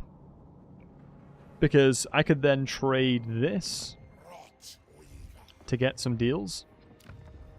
But hold on, let me quickly grab another couple heroes here. This is quite a few. Because of the Haunted Forest, giving us another capacity, and this one giving capacity as well, so let's delete that now. Very curious to see what kind of trade deal you'd offer for this one. Could get an alliance. Which I honestly think is probably worth it, because now I can just fight Zhao Ming. I don't think there's any victory conditions that determine me to do so. Grand Asgol will just die no matter what. Dragon Island has been taken. So, logically speaking, the smartest thing for me to do is just give this settlement up. And then respec you, ready to fight Zhao Ming. So if we do respec, then we'll get him back in 3 turns instead of 5. And I think Zhao Ming is going to be the receiving end of our rage. My rage knows no bounds, Mr. Zhao Ming. My rage knows no bounds. For you shall be murdered.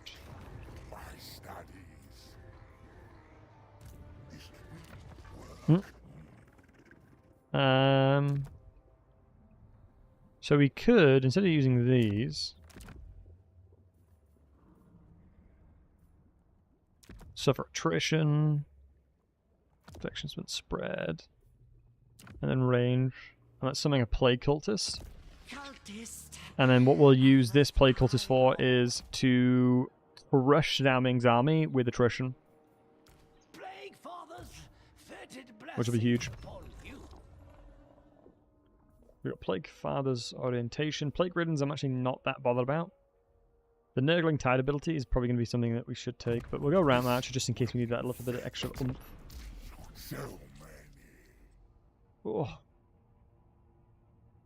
Oh, sorry, dudes.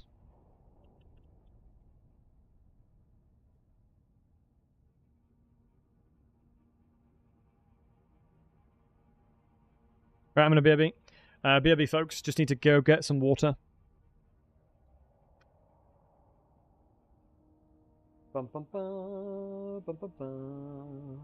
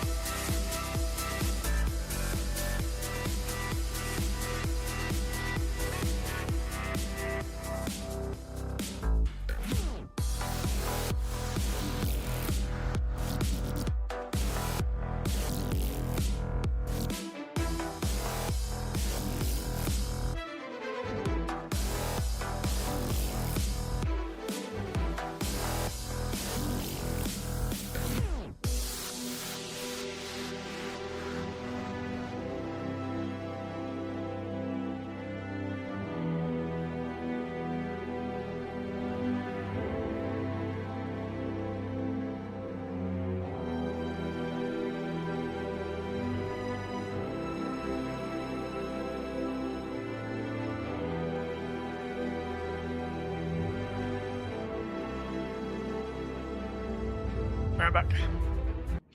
Right. Guys, on a scale of 1 to 10, how good does this sound? A jacket potato with tuna seasoned with mayonnaise. Well, not seasoned, but tuna mayo with pepper and salt. And cottage cheese. Out of 10. What are you guys thinking?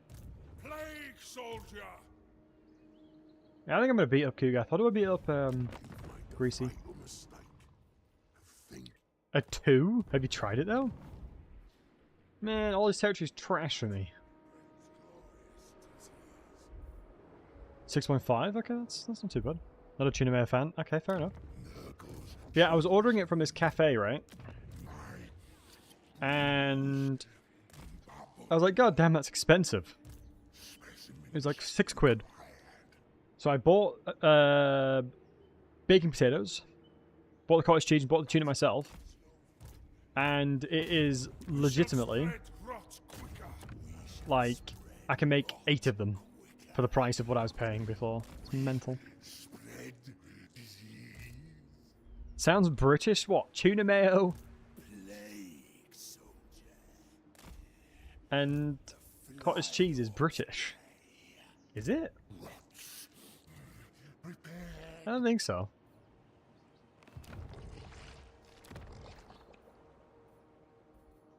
Oh, we're doing this. So we technically don't need to do this if we're going to beat the damn thing up. No, we should probably do it. Then we'll go beat Greasy Baby up. I think losing my entire province here would suck. Nah, we'll go kill him. Seriously. But I am starting to feel a little bit unwell for the moment. Probably because I haven't eaten anything yet. It's weird that, like, when I'm ill, I rarely eat food. It's like I literally haven't eaten anything all day. Just been drinking water. Nurgle has truly blessed me in that regard, I guess. Maybe go get a big ass burger. Singular? I'm jealous. What kind of burger? Talk to me. Talk to me. What type of burger? What'd you get in there? Has it got grilled onions in there? Just let the people know what we want to know. Let the people know. We deserve to know. Beans and cheese is the best filling for jack potato. Beans and cheese is pretty solid, I won't lie to you. No, I'm not going to sit here and argue that. I agree. Beans and cheese is pretty solid. But is it the best, though? Bacon cheese? Nice. Tuna mayo cottage cheese burger. Okay, that's criminal. That deserves imprisonment. Mine wasn't that criminal. It's a jack potato. Annoyingly, I went with one of the worst buildings I could have done. I think tier 4, and I can't do that in this building.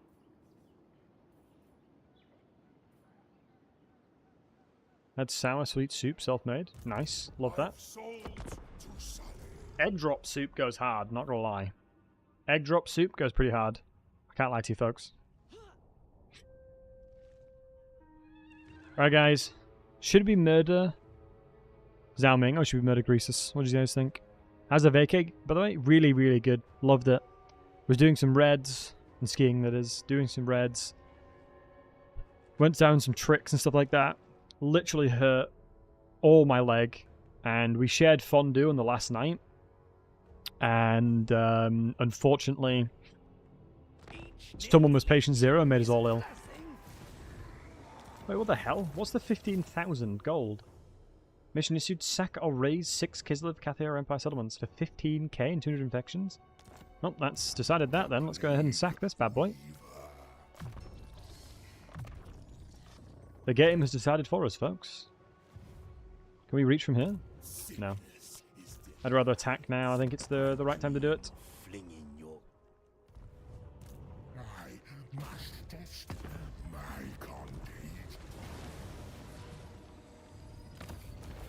Yeah, we should be completely fine to do this. experiment.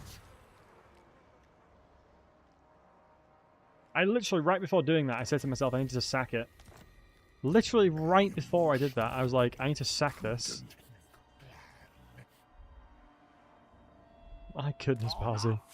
You can tell him ill. You can tell him ill. Isn't the Loki fella somewhere? Yeah, he's on the east side of it. He's on the far eastern front around here, I believe.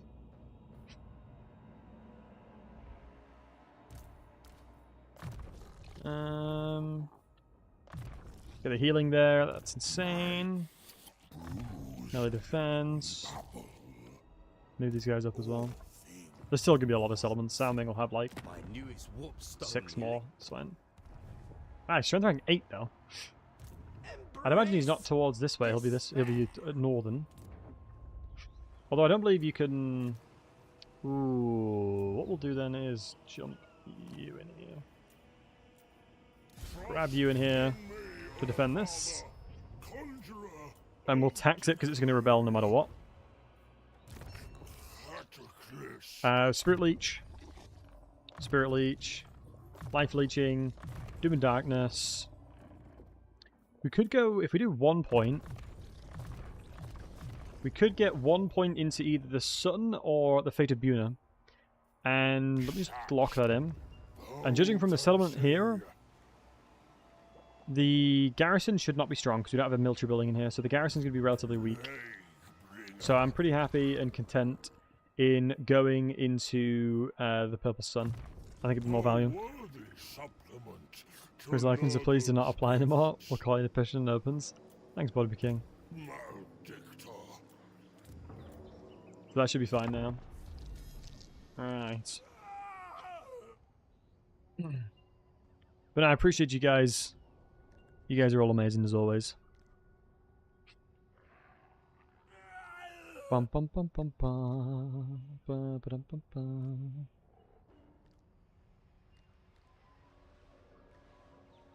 Maybe corner's hiring. Man, I'd get battered. Got quite a mess playing, by the way. Malekith was quite a push over. Nice ice. Well done, buddy. Good on you, lad. Yeah, if you kind of know the way to approach it, you can be very, very strong in your in your movement.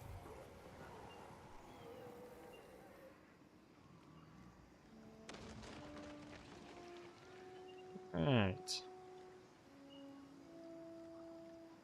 But folks, I am going to have to skedaddle.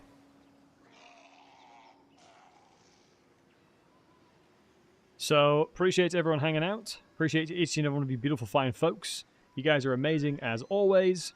I hope everybody has a wonderful morning, evening, night, wherever you are in the world. Sorry it's a little bit shorter stream than usual. I'm not feeling 100%, but hopefully we'll be able to recover and stream for longer periods of time. Thank you all for the follows today. I do appreciate it. And thanks for the stream. Ice, you're more than welcome, buddy. Thank you for hanging out. And caught his 2 armies separated. The long-haired scum had an army of Shade Doomstack. It's one of his armies. Yeah. He can get access to them very quickly. But what it sounds like Ice is... You did not share your ancestors just there. Do not share your ancestors. Alright, Freya wants a little bit more attention, it seemed, as well. She very much missed me while I was away. Appreciate every one of you guys hanging out once again. Obviously, we were... you know, we were gone for my vacation for a while. But yeah, appreciate everyone hanging out. Shout out to all the YouTube homies. Much love to you guys. Hope you guys have a wonderful morning, evening, night, wherever you are in the world as well. And do take care of yourselves. Hope it was educational. Same to the Twitch folks. Hope this stream has been educational, been useful, and been helpful for those wanting to learn Kugath. So yeah, take it easy, boys, and much love as always. Bye-bye for now.